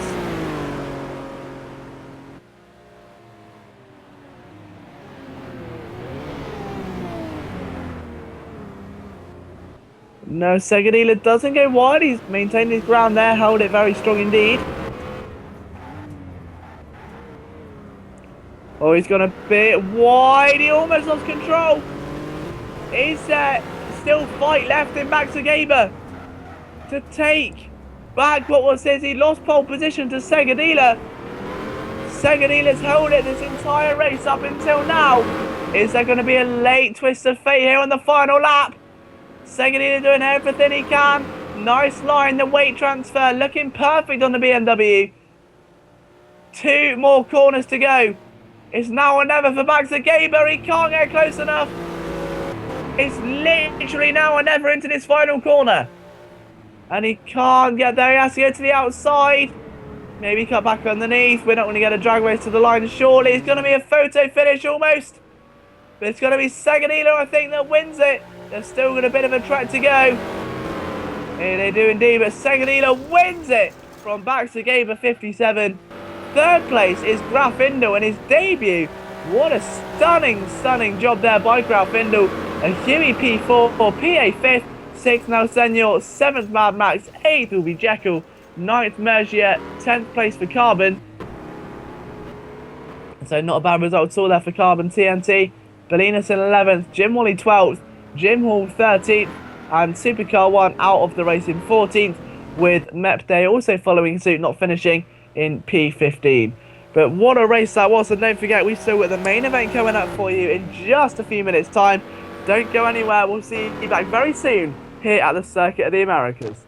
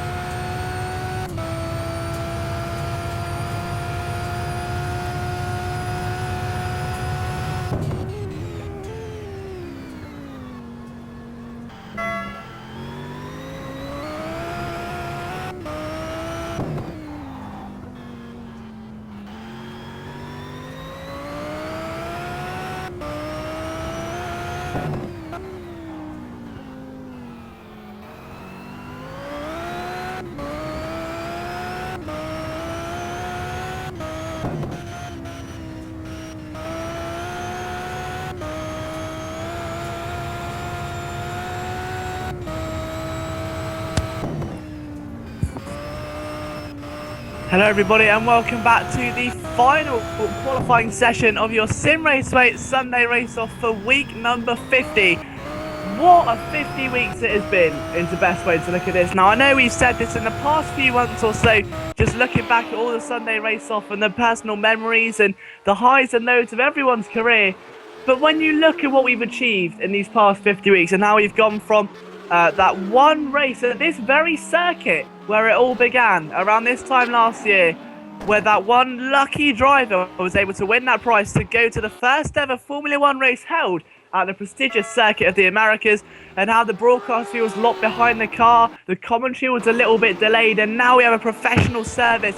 We're streaming on youtube.com and we have 5 to 6 races week in, week out, showcasing the very top talent.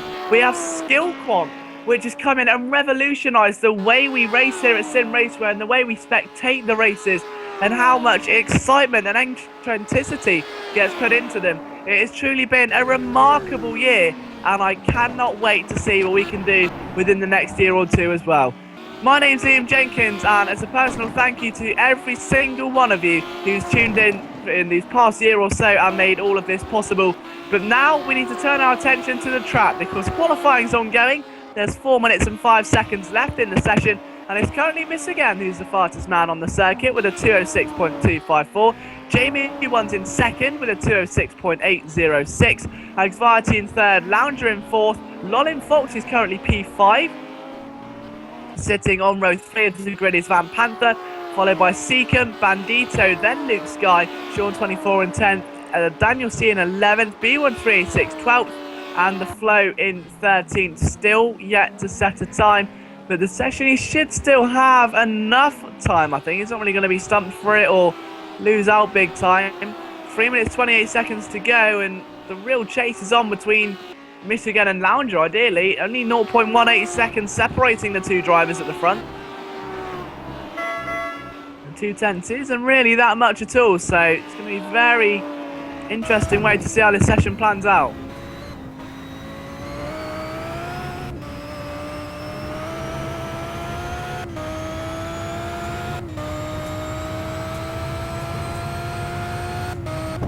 right now, Michigan seeming to be in control of it. And again, Michigan, one of those drivers very much like Agsvarti, who currently sits in P5 as to when he came into this. The Sunday race-off for the first time. I remember him racing, I think it was a Mitsubishi Evos, and now he's slowly gone up through the skill quad ranks. And again, he's a very well-developed driver. It's almost like we've got a Sim Raceway development program, and they've just come through the skill quads today. He's now at the top of his game. He's racing for a pole position at the Circuit of the Americas in the Audi R8. And just what a performance he's done. He really is an exceptional driver. He did start off a bit feisty, quite aggressive, a little bit unpredictable. Wasn't always the most consistent of drivers, but has really turned in and blossomed, in fact, into one of the, if not the best drivers here in the Sunday race-off. He's challenged Asa Acola many times. He's challenged at the front many times. He just never got it to the end to win a race at the level at the top. He's hoping to do that today.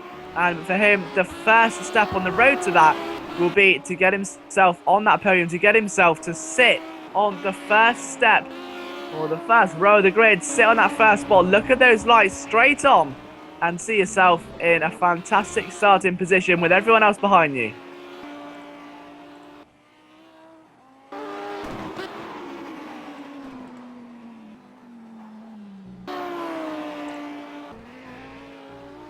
So Lounger now P2, who's been there again the majority of the session. Lolin Fox P3, Jamie 1 P4, Agsvarti P5, Van Panther P6. 7th is Daniel C, who's almost lost control going over the crest of the hill there. Seekum in 8th, Bandito in P9 with B1386 in P10. And only really between P1 and 12, 1.9 seconds separating the field, to a very tight field.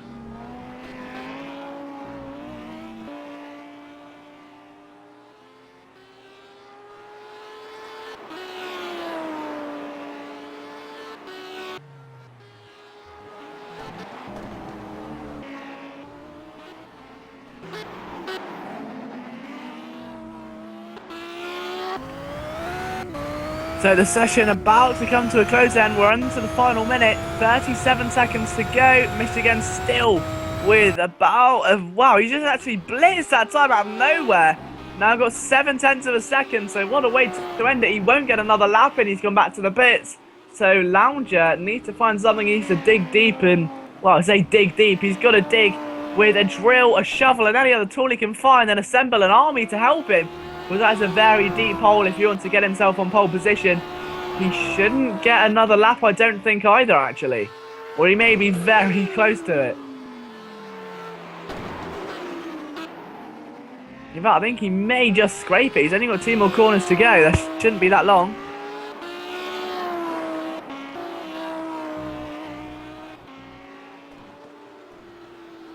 Into the final corner he comes. He just needs to get it as tidy and clean as possible. He seems to have done it okay for now, but will this be pole position?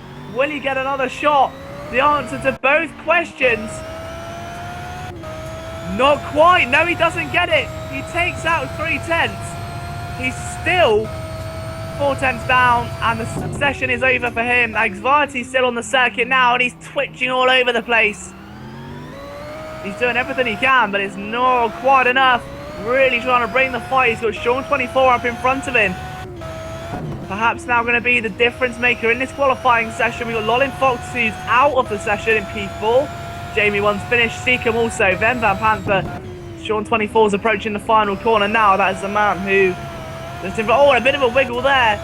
There's only these 2 cars left, so Sean needs to make it to the line quick before the session expires. Currently P8 needs to find about 2/10 of a second. Can he get it? The answer to the question is no, he cannot. And Lolin Fox does not improve either. And that, I believe, brings us to the end of the qualifying session. We'll be right back with you for the full 28-lap race in just a few moments' time.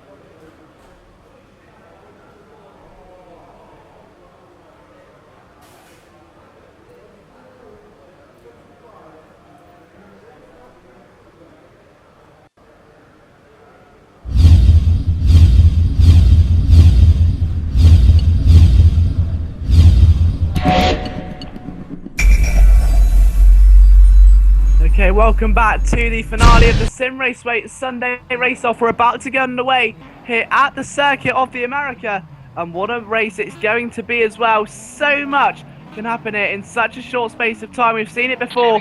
It's not over until that checkered flag flies, and it was Murray Walker once said anything can happen, and it usually does. Let's see if he's right today then, as we now have those 5 red lights illuminated, and we're away. A big start by Michigan up front. No one's catching him in the run down to turn 1. All the carnage going to go on behind him for sure. Let's keep an eye on that apex, see if there's any clatters. There have been today earlier on, but no, the majority of the field are the way through. Once again, that poor cone getting shoved across the track today. Hashtag pray for the cone, but either way, oh, it's a car right in the background, and that belongs to Jamie 1. And unfortunately, Jamie's streak of bad luck continues. He's down to 14th. The rest of the field make their way forward. Van Panther trying to push on Luke Sky 80 there, right in the middle. And a bit of wheel banging to go with it as well. But the two drivers seemingly okay at the moment.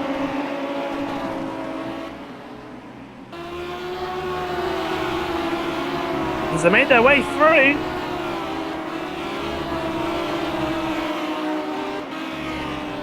And in all honesty, it's been a very clean start to the lap so far.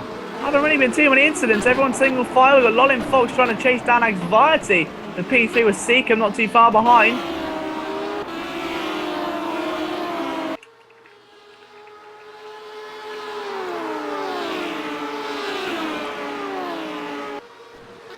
But now we need to really start to see what this field can do, because the tension starts to rise. Lolin Fox around the outside of Seacom. And not quite through there yet. Not yet.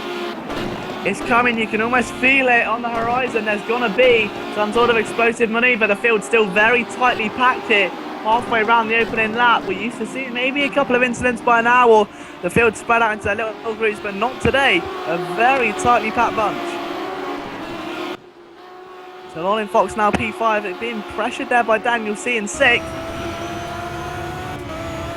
Anxiety now trying to hunt down Lounger also. Yeah, just hearing those Audis whir around, that beautiful noise. Almost reminds you when you can hear a faint sound in the distance and you can almost tell what it is, but you listen more to try and figure it out. And then you realise what's coming, and it is one of the most beautiful noises you can possibly hear. As I said earlier on, if you never get down to a track where an Audi is in performance, or the R8 is being showcased, maybe a GT race or a World Endurance Championship race, anything like that, it is truly a recommended watch indeed. I had my first time at Silverstone for the World Endurance Championship, and what an experience that was. The R8's put on such a show. You could tell the Audi's apart from every other car there just by sound. If you close your eyes, you could obviously hear those roaring Corvettes, but nothing quite sounds like that Audi R8. It is truly remarkable sound, and something you'll never quite forget. The back of the front of the field then, a quick rain check on what's going on up front. Michigan leads by about a second. Len Lounger, Anxiety 3rd, 4th Seacom, Lolin Fox 5th, 6th is Daniel C, 7th Luke Sky 80, 8th is Sean 24, then Bandito, then Van Panther. El Nino trying to pass Jamie, he's got a bit wide, and rumouredly has a stop and go. The Flow and B13, 13th and 14th, rounding out the full grid here today. They're in a little battle of their own there right at the back. But Michigan is on a mission right now, trying to leave no man behind, is he? He really wants to take no prisoners and just get this race, get it won before it all comes to an end.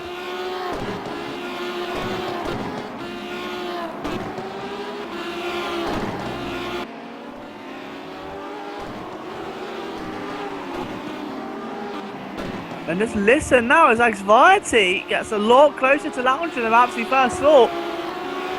Those two really now starting to reel each other in. We've got the two black Audi R8s right in the middle there of Daniel C and Lolin Fox. Those guys starting to reel each other in as well. Followed by Luke Sky 80. So that midfield really hotting up already in the early stages here. Only on lap 2 of 28.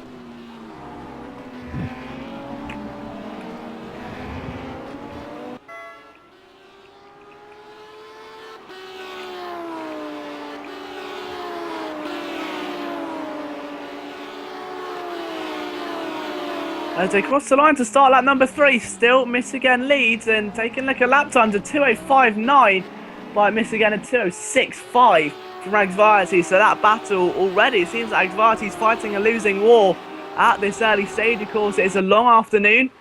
Is Michigan pushing hard earlier on then to ease off? Are they both going to switch it? Is that the fastest he'll be able to go today?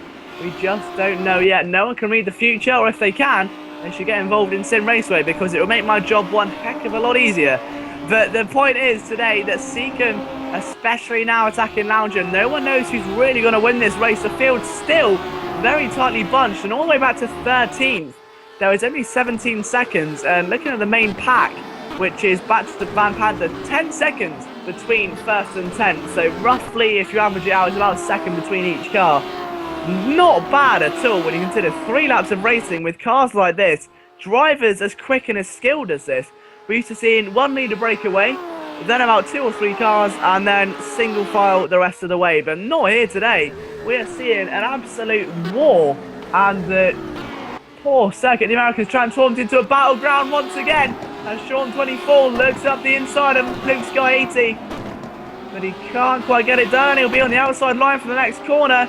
Have to wrap it round like the pass that we saw earlier on. Oh, and that was done to perfection.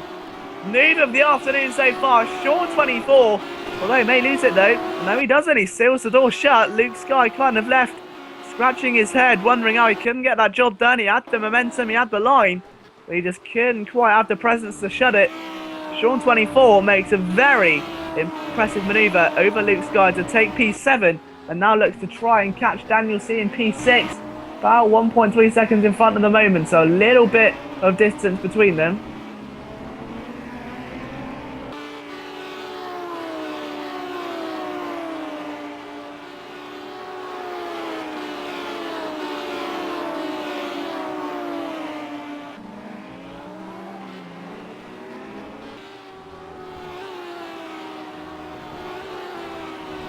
As they come down the hill, Sean's not really able to escape. He kicked off a bit of smoke there, in fact, trying to maybe show off for the fans or something. Lap 4 of 28.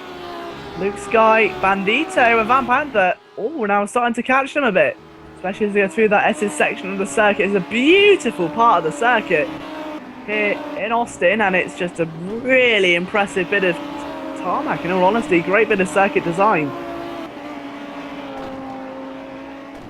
Still, I don't want to put a commentator's curse on it, because every time I've said something, the complete opposite happens today. But there hasn't been, touch wood, cross your fingers, and do every other superstition you can think of, there has not been a retirement in the first 4 laps. Now, I don't want anything to happen straight away now, because I've got a really bad feeling it will. But there has not been a retirement so far. All 14 cars still in the running. Very, very impressive today. Very conservative driving, and you think, you know, a lot of drivers try to go aggressive early on, they make rookie mistakes, and you can really tell the men from the boys, and this is a race full of men today, that's for sure.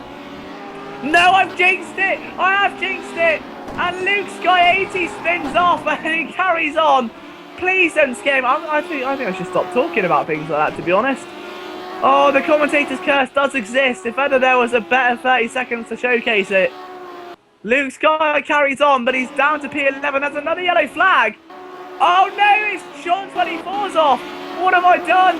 What have I done? Sean 24 is now pulled out just in front of Luke Sky, shaping up an epic war between those two. But I think I may have just cast a very dark cloud over this. Oh, well, it's already looking like a fantastic race.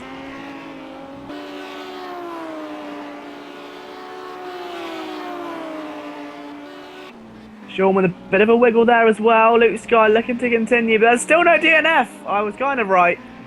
I just may have accidentally put a commentator's curse on the time. I think it's almost like someone spilled oil as I started talking, wasn't it, really? Cars started spinning off and Dancing on Ice made a return. It was a bit of a tense, you know, last sector, that one. But even so, a quick run through of the order then here on lap 5 of 28. Michigan leads. Still from pole position, Agvarty second, Lounger third, fourth is Seacombe, fifth Rollin Fox, sixth Daniel C, seventh Van Panther, eighth Jamu, ninth Sean 24, 10th Luke Sky, 11th B13, 12th The Flow, 13th El Nino. No, there's a retirement! No! Oh, it's Bandito! I'm hoping he can get the car moving. But no, he hasn't.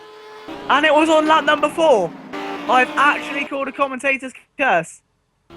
It exists. Ladies and gentlemen, the commentator's curse actually exists. I'm so sorry, Bandito, if I had anything to do with that. I think we should get back to the racing before I ruin some more people's races. Anxiety sits second, Lounger in third, Seeker in fourth still, and he's not that far adrift either.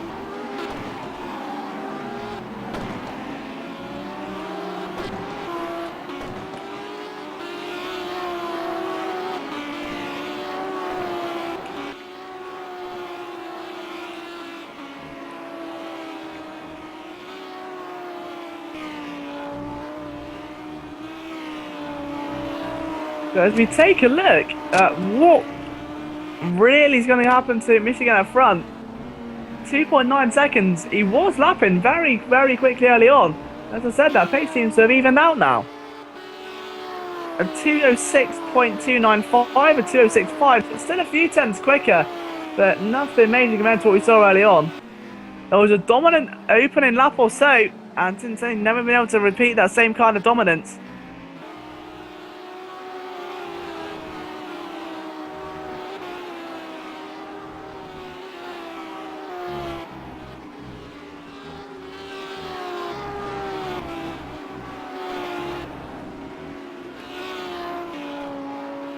And, well, I think what a better way to mark the 50th anniversary of the Simraceway Sunday Race-Off than to prove the mythology that has been cast over motorsport for many years, that the commentator's curse is indeed a real thing. So the battle is sort of separated out now at the moment. The mid-pack down to about P7, still very tightly packed. 11.4 seconds now separating first from 7th. 8th place Sean 24 is a bit further back. In fact, 17 seconds back. Then Luke's Guy, then Jamu, B13, The Flow, and El Nino, with still Bandito, our only retirement to this point. No pit stops in this race either, so there's still a lot that can happen. There's going to be no worries whatsoever when it comes to that. It's all down to sheer race pace here today, and who can manage their race the best.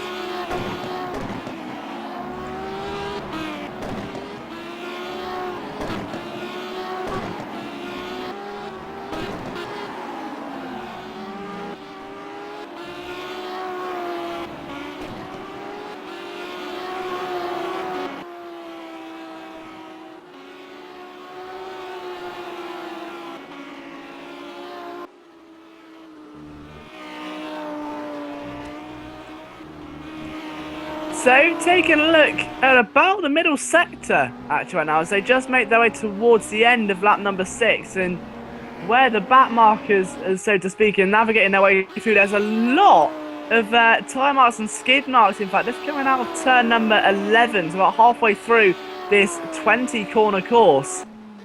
And it's quite interesting. We'll have a look again. We'll see what happens when our race leader goes through there, as Michigan makes his way through turn number 2 in towards turn number 3. We'll see what I mean in just a few moments' time. We'll quickly take a ride on board as he goes through the S's. There's number 4, looking nice and clean through there, in all honesty. Although a bit of a lift, bit of a scuff. It wasn't anything to write home about, but a bit of a scary moment. And turn 11 being that all-important hairpin, it's so difficult to get right as well. And you'll see what I mean now. So as you shoot down the hill then, and let's look at the amount of actual tyres and the skid marks you're going to see as he brakes onto the line. And there you can see them all. Cars gone wide through there on entrance, cars gone wide on exit. It's a very messy part of the track, and that's surely because of the... There you can see again, anxiety kicked out as I said that. This exists. I have a superpower. I might as well have my own TV series now, I don't know. I think Simraceway should license. It says no, anxiety's losing control of the car and flashing his lights. There must be a problem or something. But yeah, so the new Channel 5 documentary on superpowered human beings, The Commentator's Curse, talks about one thing and the opposite happens, but anxiety again, especially there, big lockup, Lounge did the exact same thing.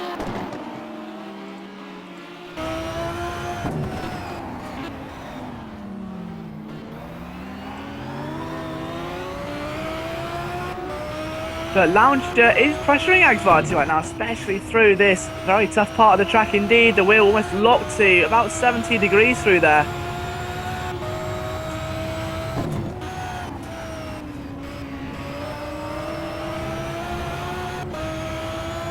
And it's then to the final corner.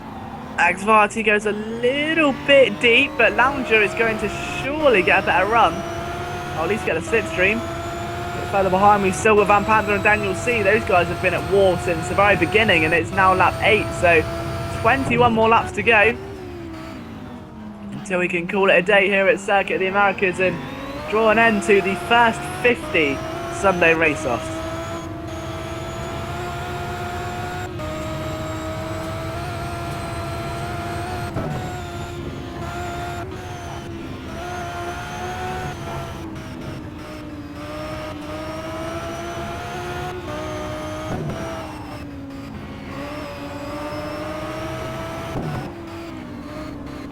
And said that as well, Van Panda actually looked a bit aggressive, I think, going through the S's, and he lost a bit of time to Lolling Fox in front of him. He was 3 black R8 setting, P6, 7 and 8, or 5, 6 and 7 I should say. And then Seacombe, then Lounger and Axvarti, 3rd and 2nd. That battle still raging on as Michigan really tries to set up into the sunset now. He's got himself 3.6 seconds in front of Michigan, well, in front of Axvarti, so it seems that every time, doesn't it? He just chips away, and eventually carving it into a beautiful statue of a lead. Just every lap he adds another 10th here, another 500th here, another 700th here, and eventually he gets himself into a very good position, and this is exactly what he's done here today, proving to us exactly why he's become one of the elite in this field. It's been great to watch him progress, and now he really is in a world of his own. He's going to take a lot to be brought down and caught today.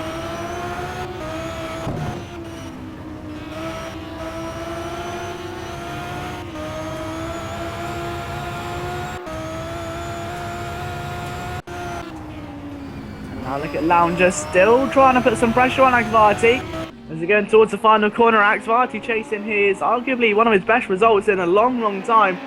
Seacombe P4 received a stop and go that will be revoked. He just ran a little bit wide going out of the there was turn number 19 actually, and then over the line they go up into turn number 1 again, and Lounger can't really, he's locked up big time there.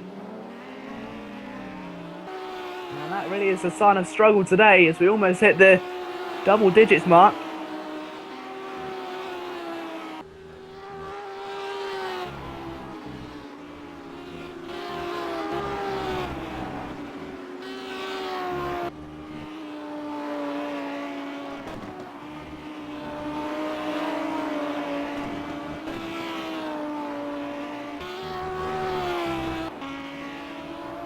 And now, what a big slide there by Lounger.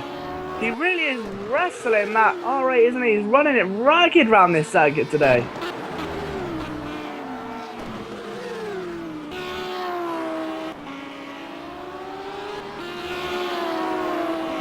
So they come up over the little bump again, and now starting to lose Seacombe, which is a good thing and a bad thing. It's a good thing for Lounger because if he does make a bigger error than the one he just committed, that he won't really have a consequence. He'll still be able to hold 3rd place, providing the error is containable and he can correct the slide. But if he keeps making these errors, it's only going to help Axvarti's confidence grow and grow as he looks to defend new ways. And Lounger, every corner, there's smoke coming off for that rear left-hand tyre. He's really driving it hard, isn't he? And these Audis, of course, pushed in such a way they can see it again. Every corner this lap that I've seen, there's been smoke coming off the floor of that Audi R8 Le Mans Series GT3 car. We'll have to wait and see how Axvarti responds. It seems this more aggressive style is definitely working for Lounger. He's been able to keep with Axvarti for quite some time now. We're not sure if he'll be able to keep it for much longer.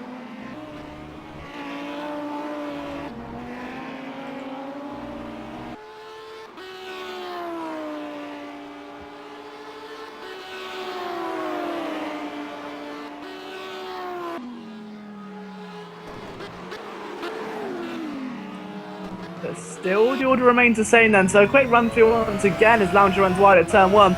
Michigan leads, then Axvarti, then Lounger, then Seacombe, Lolling Fox in P5, Van Panta 6th, 7th Daniel C, 8th John 24, Luke Sky in 9th, Jamie in 10th, 11th B13A 6th, 12th is the Flow, 13th El Nino, 14th, and out of the race, our only retirement due to the commentator's curse is Bandito.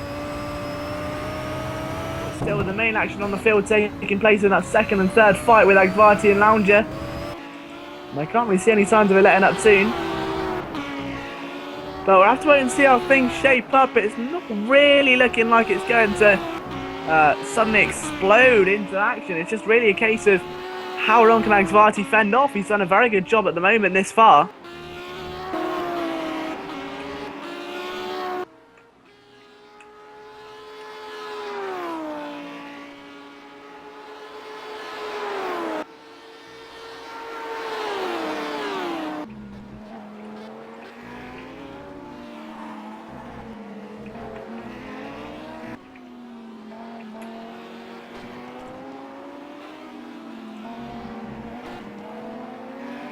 And Lolling Fox and Van Panther starting to pull away from each other as well. We've got a bit of a battle forming there with Jamie and Luke Sky. Luke Sky defending in the white Audi. Jamie attacking in the black directly behind. And here he comes. He's going to go to the inside. No, he's not. Very sensible driving there by Jamie after being clouted in the opening couple of corners and facing the wrong way. He's been able to get his race back underway. He's inside the top 10 now, fighting for P9 on lap 10. Towards the end of it now, about to start lap 11 within the next few moments or so to go through the hairpin. Oh, bit of a moment there for Luke. And Jamie, oh, and Luke was very abrupt with that closure indeed.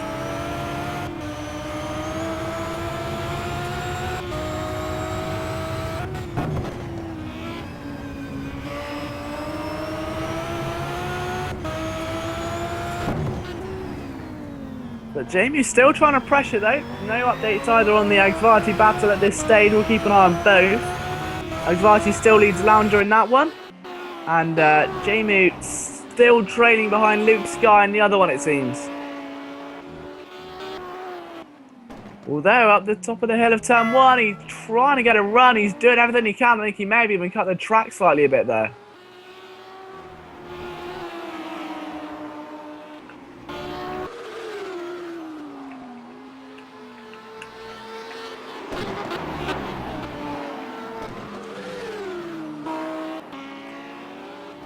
Jamie doing it. Let's take him on board with Jamie actually and see how much he is attacking him, because it's a very different battle to what you're seeing up front. This is Jamie desperately looking for a way through as they go through the S's section of the circuit once again for the 11th time today.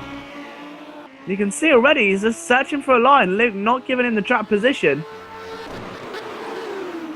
And yet every corner, Jamie's just searching, and eventually trying to hope that he can find an opening.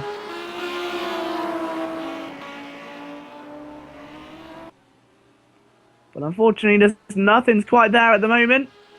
He'll try and see if he can go up the inside once again now. He's got plenty of momentum. Go to the outside. Oh, that's going to be risky. Maybe try and surprise Luke there. And you can see how immediately dangerous he looks.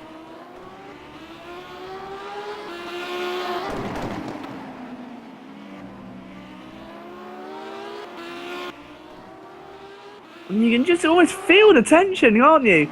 Like they're just attached by an elastic band that's about to snap.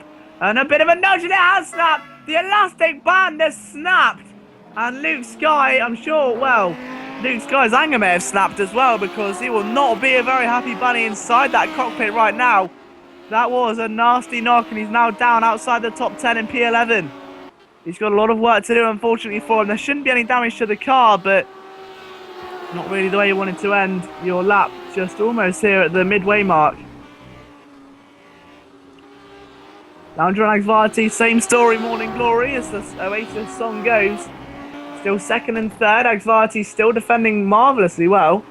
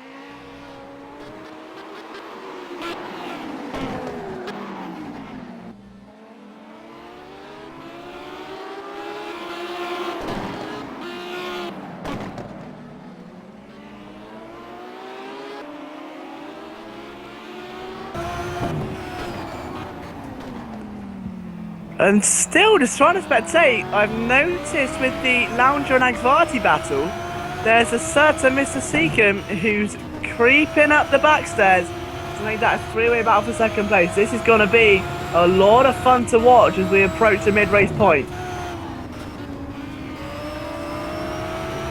So Michigan now with a 7-second lead. Then you've got Anxiety, Lounger who can't really get past.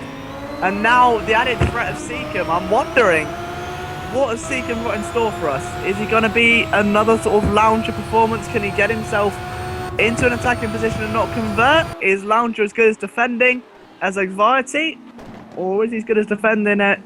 Lounger is getting past Anxiety. It's going to only be one way to find out, but Seacombe is reeling them in like a fisherman. Will he leave with a big catch or go home empty-handed? That is the key question here today. But he could very well be a factor in this battle for the final podium spots. With the first one maybe already decided as Michigan chases a first victory, I believe, in the Sunday race-off. In the main top skill quant event.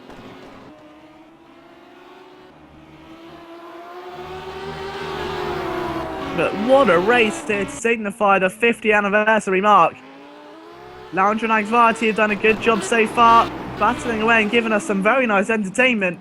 And here comes Seacombe despite what it's essentially doing is like going to sort of a chili restaurant and, you know, you order yourself a nice chili dish or whatever, you know, it's quite spicy, it's quite nice, it keeps you on the edge of your seat because, you know, it's still quite spicy. It's not enough though. You long for more, you wanted a bit more spicy. So you add in the Seacombe spice, or also known as a jalapeno pepper, and the whole thing just erupts and it becomes the most intense hour or so of your life as you watch these guys do battle. And that was probably the weirdest comparison I've ever made, racing to food. Hey, it kind of worked, but either way, Lounger and Anxiety is a bit wide there. Seacombe is getting closer and closer as these laps go on. And we'll have to take a look and see how close Anxiety gets and compare lap times in just a moment. I think for now it's going to be a little bit weird, because Lounger's got to kind of switch out playbooks. He's half attacking, half defending. Who's the fastest of those four then? Michigan, a 2:05.7, a 2:06.1 from Anxiety, 2:06.19 from Lounger, so about 100 slow, and a 2:06.3 from Seacombe. That's interesting. A 2:06 flat from Van Panther. There is a dark horse in this one. P6, he's faster than the man in P5, and all of a sudden battles are spurting up everywhere. It's like someone spilled a load of plant fertilizer on the grass out of nowhere. There are these just battles springing up from every possible scenario.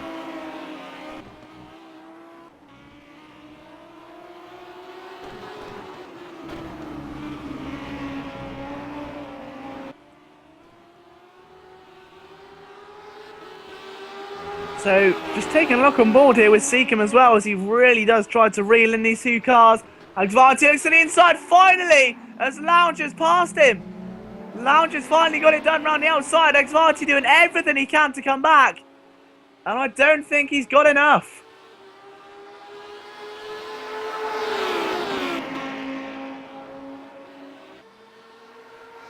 And this is absolutely incredible. Anxiety again now looks to the inside. It'll be a late braking maneuver to take the position back. It's been 14 laps in the making. And Anxiety again with a cheeky wheel nudge. He's finally got it back. Lounger on the inside line. Seacombe has got right up to these guys. Lounger's oh no! Seacombe's off and he's narrowly avoided a major incident. I don't know how he kept that on track. That was instinct like a cat, because that was something I've never seen before. It is so weird to lose the back end of an Audi R8 and keep it on track. That was shown earlier in the first skill quad race. But the main point is that Lounger is finally, after 14 laps of chasing, got himself into P2. Now he really does have to defend. There's no one to attack, no one to save him, no one to drag him through with a slipstream.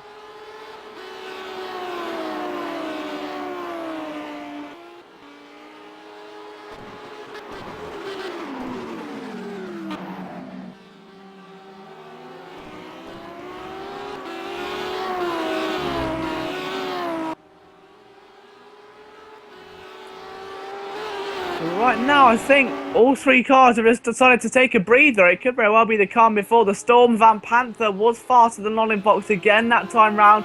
Those guys separated by about half a second as they make their way through the S's. They're approximately halfway through this race. 30 minutes in, and a big slide there for Van Panther. I think the mental and physical tolls start to have to come into effect here.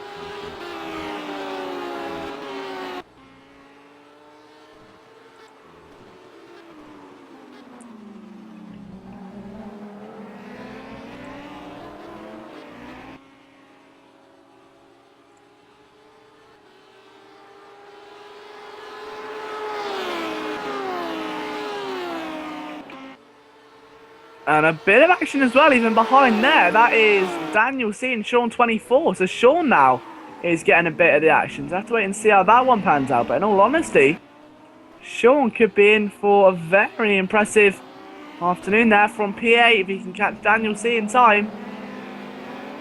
Oh, the action's hotting up again between these three. Lounger, Anxiety and Seacombe. Lounger having lost it again. Anxiety now back in front after a small error.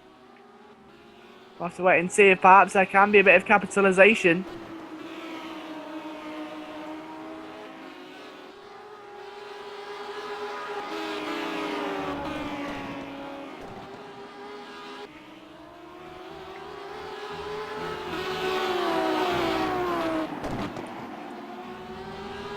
Just still, these three cars dueling away with their racing careers on the line, all their reputation here. And I could not honestly ask for a better race than this, a better car and track combination. Bet some of the best drivers with one of my favourite all-time cars at a circuit which just always throws up some excitement. Every time we've been here, something remarkable has happened. And it's happened again today. It is a truly fantastic way to spend a 50th anniversary. And even if every car crashed now, no, I better not say that because of the commentator's curse. That's already proven. Let's just say that if something happened now and the race came to an end, it wouldn't matter because we've seen an incredible display of overtaking, of enthusiasm, of racing passion, is the only word for it, by our racers here today, by our drivers. This is what Sim Raceway is all about. This is what the product is trying to get out there to its fans, to its fan base. That this sort of racing can come through and you've just got to work for it. And as long as you can get yourself to the top, you too can be part of this. And now the three Musketeers make their way down the back straight once again.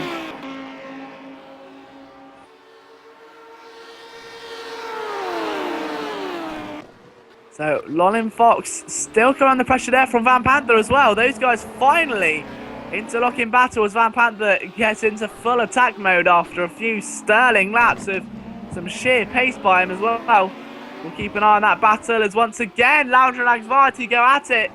This time Lounger's coming out on top, trying to cut across nice and early. Anxiety on the inside line will be on the outside. There won't be much he can do from there except for maybe watch for Seacombe to make sure he doesn't come through. Those guys have to be so careful.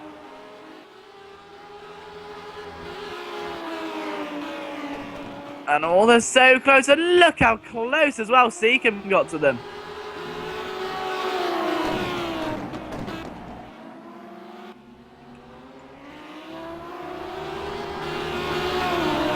There's going to be these drive-bys as well, these fantastic camera angles. Yeah, massive thank you as well. I think needs to be said to No Fear C for broadcasting this and providing us with some of the best camera angles. And how's this for a camera angle? Anxiety at the inside. And that, my friends, is the beauty of turn one. You think you have the move done, you look over to your right-hand mirror, and oh, there's another car there again. Lounger takes it just like that, easy peasy. Seacombe's there vying for more. But Anxiety and Lounger, I'm sure, will be having a firm virtual shake of hands after this. They've given it all today. We're not even close to finishing yet either. We've got another 26 minutes or so. Lolling Fox, Van Panther still battling. Lolling Fox is leading that one. Off goes Jamie again from P9. And he's beached that one. That's coming off of turn one. Gets it going again. Not in anyone's way, but even so, disappointment follows Jamie. It seems, but 2, 3 and 4 dueling again. Seacombe still hasn't been able to play much of a vital role except for the fact he's there. And now in the distance, even Van Panther and Lolin Volks are catching them, which is quite worrying. As now Anxiety needs to defend, needs to pull something out of the bag, down the outside. That's a vicious move. And that was never really going to come to avail, and a big snap of the wheel as well by Anxiety. Up the inside, oh, it's a goal. What a brilliant sight of vision there. There was the tiniest of holes. Not even a mouse could fit through there. And Anxiety saw it coming, tried to go for it, and it very almost worked. But again, that same corner, the corner which drew up such controversy last time round, is doing it again here today. Seacon now needs to go in attack mode if he wants to be a part of this battle. Otherwise, he may be third wheeling this entire way.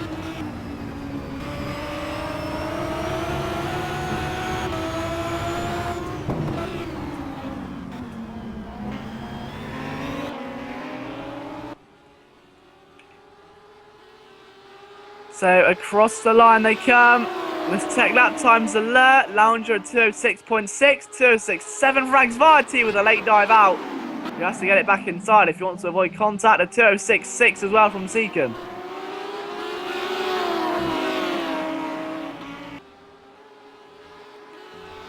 But what a race this has been so far. What a race. This has been truly remarkable. In the background as well, Lolin Fox and Van Panther. Still Van's showing no sign of breaking through, unfortunately. El Nino P12, the Flow 13th, and still only one retirement of Bandito. This again, still 12 seconds up in front of the field as well. But look at P2, 3 and 4. Now Lounger starts to escape. And that is not what Anxiety needs. Anxiety is being pulled in and pulled away from Lounger by Seacon, who's just slowly got closer and closer and closer each time. And that's really not what he needs right now at all. If he wants to have a chance here, we're going to have about 10 and a half laps to go here. Still no move yet. Anxiety needs to get closer. Oh, and he almost kicked. He loves kicking that back end out, doesn't he? Lolin Fox and Van Panther still out of war there. Lolin Fox showing an impressive display of defending here.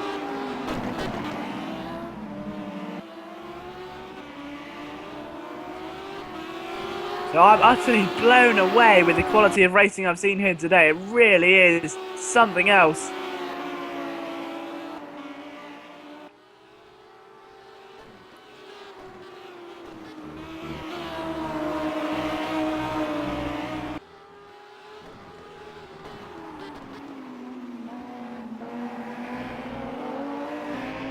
Again, a bit of a kick by Anxiety, something he keeps doing lap after lap. He's kicking the back end out. I'm wondering if it's losing him time. At 205.8 now from Lounger and Clean Air. 206.4 from Anxiety. Has something to do with that Clean Air and Lounger's car. It's seeming to be on top of the world right now.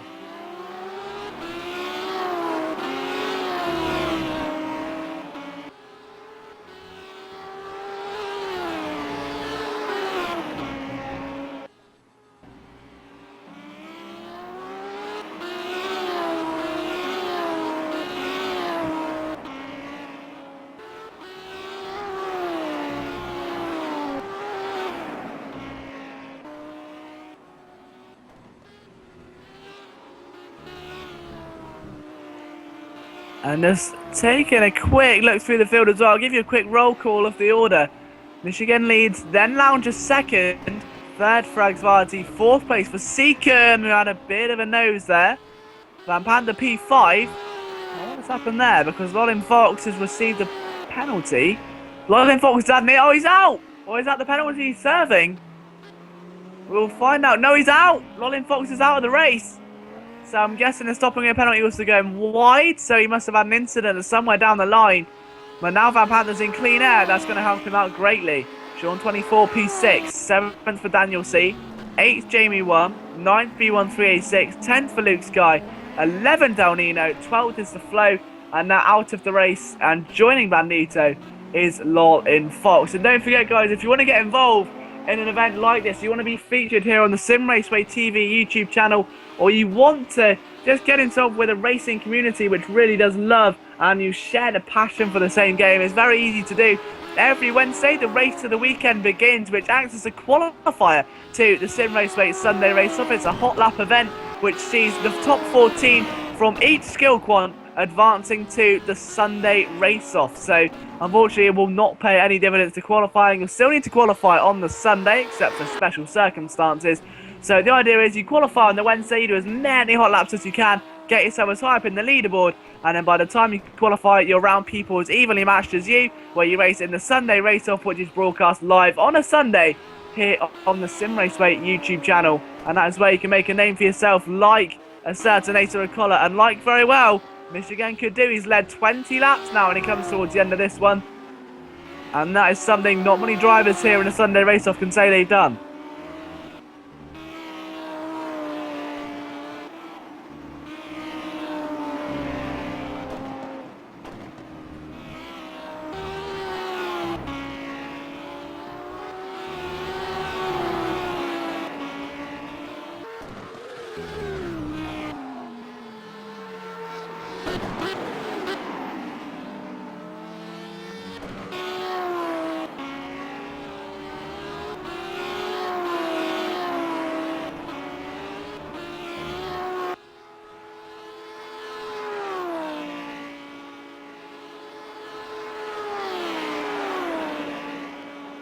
And now as we just take a look at some of the action down the field, as it always kinds to pan out now, as it always does in this situation. Lounger has escaped into the sunset, but he's still 13 seconds away from Michigan. He's only 3.4 in front of Agvarti at the moment, so his race is by no means over. Agvarti's got his mirrors full of Seacombe, so poor Agvarti can't cut a break at all today. He's got himself completely just bamboozled with action. He's just had no time to think for himself, no time to settle down. It has been non-stop battling for him. And now as you need to try and pace yourself at this sort of time.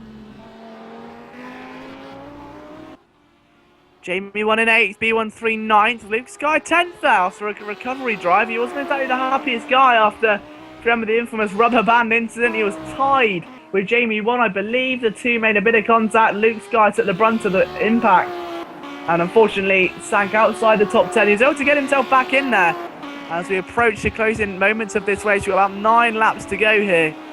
8 when they all go through now, as Michigan just has. So Lounger P2, still Agvarti battling over P3 there with Seacombe though. That battle, as we say, by no means over. I have a feeling with that one it's going to come down right to the wire. And that really wouldn't surprise me at all.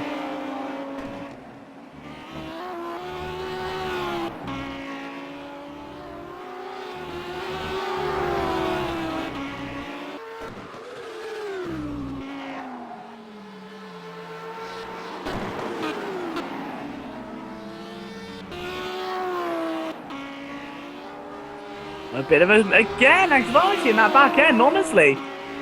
It's almost like he's just trying to show off, isn't it? And just get some stunts going. And a bit of a flash of lights there from Seacombe. He wasn't happy about something, but Agvarti... Oh, is Agvarti flashing his lights, I beg your pardon? He's moving out of the way. Is he letting him through? He's moved over to the left. Has he got a problem? I don't know. He's let Seacombe through. A very bizarre turn of events. I'm wondering if Agvarti has got some sort of issue with his wheel, perhaps, or maybe a lag issue. He didn't want to interfere with another person's race. Either way, he's now back under attacking circumstances again. Maybe he just fancied a bit of a change and actually wanted to attack Seacombe. Who knows? Either way, we're about to go to the stage where we have 7 laps of the race left to go.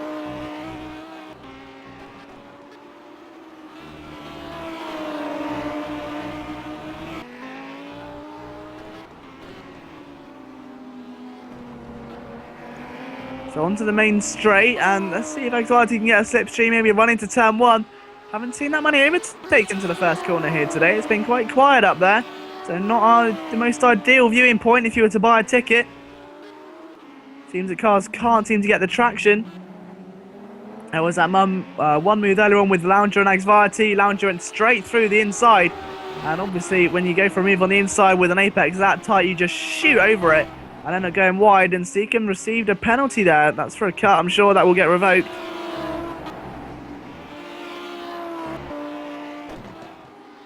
But now Anxiety on the attack of Seacom needs to try and find something quickly. Time is running out. He's got it through. Interesting again. Again, there was no fight there by Seacom. So, both cars have switched positions twice. And none of them have put up a fight. Very bizarre.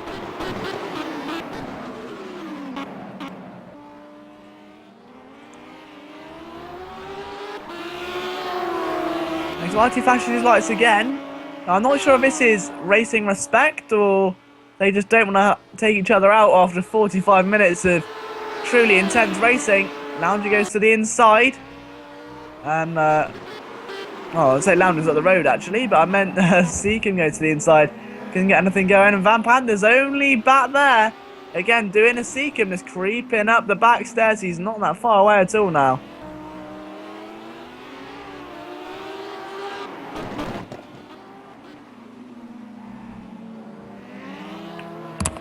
As we come towards the closing stages of this one, Michigan, who's been on absolute stormer of an event here today, surely going to cruise to his first top skill quant win.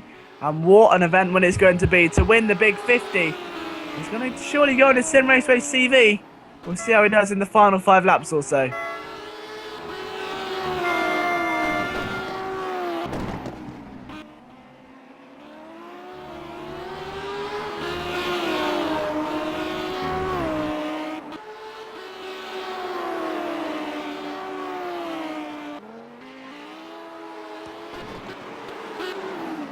Oh, and a big lunge out of nowhere. But oh, he's gone wide. He's gone way too wide. And Seacom spun out of nowhere, really. I almost saw like the car just... It looked to me like he missed a gear. I might be wrong, but it just looked like out of nowhere the car just said, nope. The back end turned right round and he lost control. He's very lucky to stop it when he did. It looked like he missed a gear. I may be wrong. He's either missed a gear or downshifted one too many. And now Seacom's promising race goes down to P5. He's got to catch Van Pander. He doesn't have very long left to do it either. We've only got about 5 laps left to go. Or 5.5. But don't forget as well, as I said earlier, if you want to get involved in this, please head over to simraceway.com and join the race to the weekend. Starts on a Wednesday. And it's a hot lap contest of top 16 for each skill quant based on your skill level. So if you're just new to the game and start in the lowest skill quant, you can make the top 16, you'll reach the Sunday race-off. Obviously, the better you do, the better you race in quick races, that sort of thing. Your skill quant will rise, and you can enter the bigger events to play for the bigger cash prizes. So there's plenty to play for here in Sim Raceway. And don't forget, that all starts on a Wednesday with the race to the weekend. That is how you qualify for the Sim Raceway Sunday Race-Off. And now Van Panther is starting to catch Anxiety. We'll see how that one comes as well, because this battle could be one that's been brewing for a little bit of a while.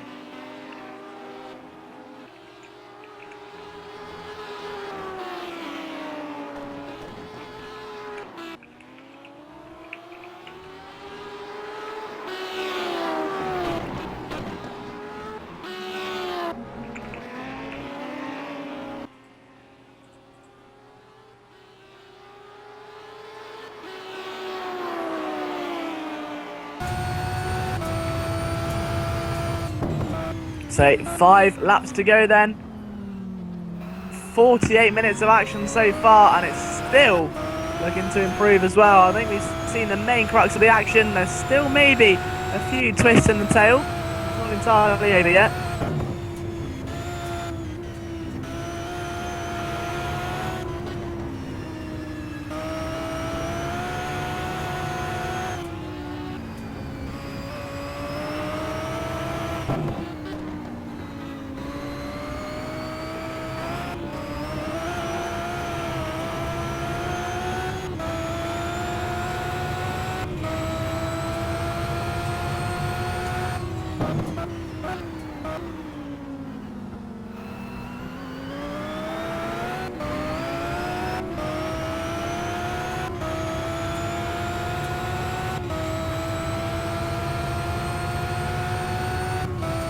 And you can really start to feel the sense of why some of these drivers long to get to that finish line now. I think they've had enough mental torture of maybe attacking the entire time or defending the entire time, especially with someone like Michigan, who's effectively had 24 laps of hot lapping to himself. He's had no competition, no one to fight with or defend against. It's just been him versus the tarmac.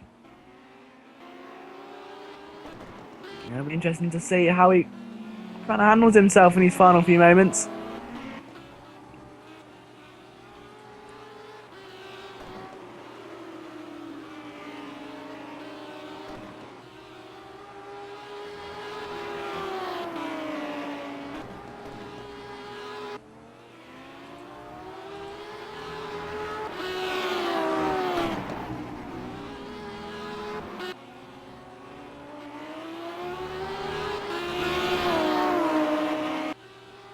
Now you can see Xvarty starts lap number 25 of 28, 4 to go. So it'll be about a total of about an hour's racing. Turn one again, very cleanly there, where they did make a bit of a hiccup. It's allowed Van Patten to get a little bit of a run on him. It's not going to be nothing significant, but definitely something to be in your warning sign.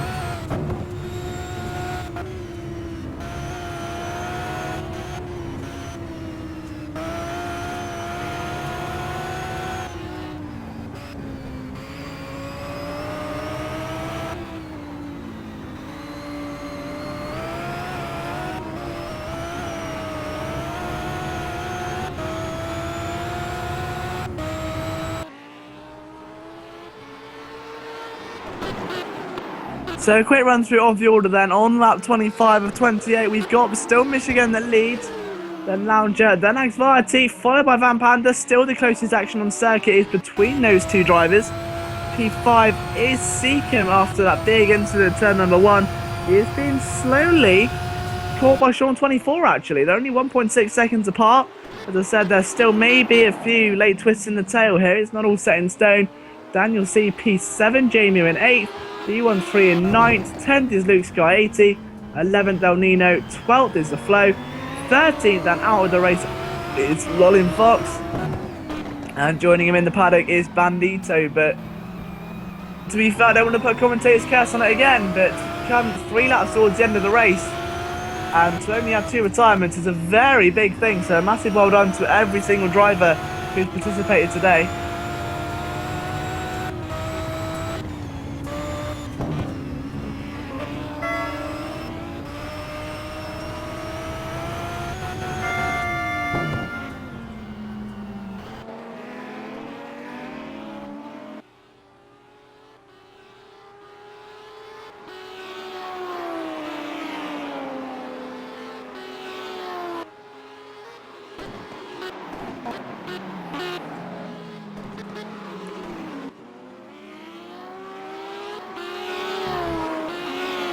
So I was trying to see, more importantly, at this stage, what Sean 24 was doing pace-wise. He was a little bit quicker than 205.6.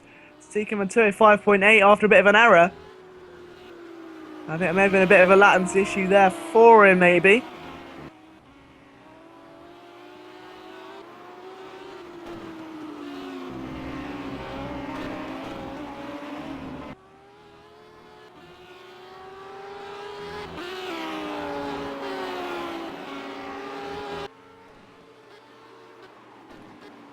So Van Patten still third after passing Xvarty. Missed that one. Apologies for that. It's only just happened. And Xvarty, again, he's not put up much of a fight today, I think, especially in his final few moments. I suppose the phrase better be in it to win it is spring to mind. He's had a good 20-odd laps up until that point of hard racing, intense racing with both Seacombe and Lounger. And I'm sure, well, it would tire anyone out. And the last thing you want to do is surrender all of that hard work for one silly mistake trying to defend a position when you can just settle for one position less and know that you can come home across the line knowing you've finished and can manage your own driving style. Very difficult to do for a driver. Naturally, as a racer, what separates a good racing driver from a mediocre one is the ability to control your emotions in the cockpit, something which not many drivers can say they do to perfection. Xvarty is one of those drivers It's very difficult for me as well. Whenever I race, if you're in a race like this, it's 55 minutes long at the moment as the drivers come towards the penultimate lap, and you do start to try and attack. If you've got the position in front of you, you do naturally want to attack. And if you do that, you start to push harder. You push harder, you go for more aggressive lines. You do that, you risk making mistakes, and you risk losing everything you've worked for over the past hour. Anxiety is able to completely shut off that emotion, let the position go. If it comes back to him, all well and good. If it doesn't, he's settled for a good 4th position. And in a championship scenario, if there were to be a championship, that sort of performance is what would win you championships. You could have 3 3rd and 4th places in a row, or you could have 1 win, 1 7th and 1 9th, for instance. And obviously, the first one would win purely just because of the run of consistency. And that is all down to how you professionalise yourself as a driver and how you control your emotions inside the cockpit. But one thing's for sure, and that is that Van Panther has had a breakout performance today. He's had a bit of a quiet few months here in the Sunday Race-Off. He hasn't really been as dominating or demanding to the camera, let's say, as he has been in the past. He used to be quite up there, quite a regular feature in the spotlight, get in those big points-paying positions, but over the past few months he has kind of slipped a bit performance-wise. He's back here again now, and this will be his best result in a long time if he can keep it there. So congratulations and credits due to Van Panther.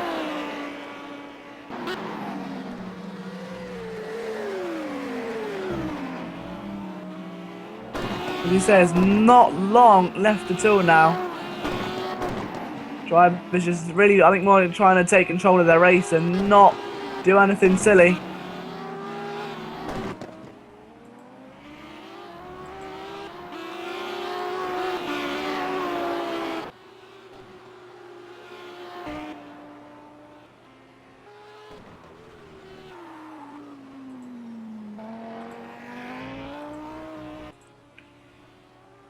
So here we go then, a certain Michigan is about a quarter of the way round the final lap. Let's just take it on board. There's no other way to spend the 50th anniversary to see Michigan take what I believe to be his first Sunday Race-Off victory here at the Silver Jubilee of the Simraceway Sunday Race-Off. For those of you who don't know what a Jubilee is, it's a very British thing to celebrate when the Queen, in fact, celebrates however long she spent a reign of monarchy. So what that means is how long she spent at the throne at the top, so how long she's been there, which is what this is. So 50 years is silver, then golden will be 100, I think, or something along those lines. I'm not entirely bothered about the Queen. But the point is that this is a big prestigious day for Sim Raceway. And Michigan is going to be the most deserved man in the world right now. 28 laps, only an hour by himself at the front of that field. A sheer dominating display. Who does it remind you of if you could compare him to one driver? There's only really one answer, isn't it? And that is Sebastian Vettel, this year's Formula 1 world champion, now 4-time world champion as well, who's actually just broken the record for the most amount of races consecutively won in a season. I believe was previously held by Jody Scheckter. But Michigan, just a few more corners to go until he brings his car over the line and brings himself up there with some of the all-time greats of Sim Raceway. He's almost there. All of this hard work over the past hour is about to become extremely worth it. One more corner to go. Bit of a wiggle, but that doesn't matter.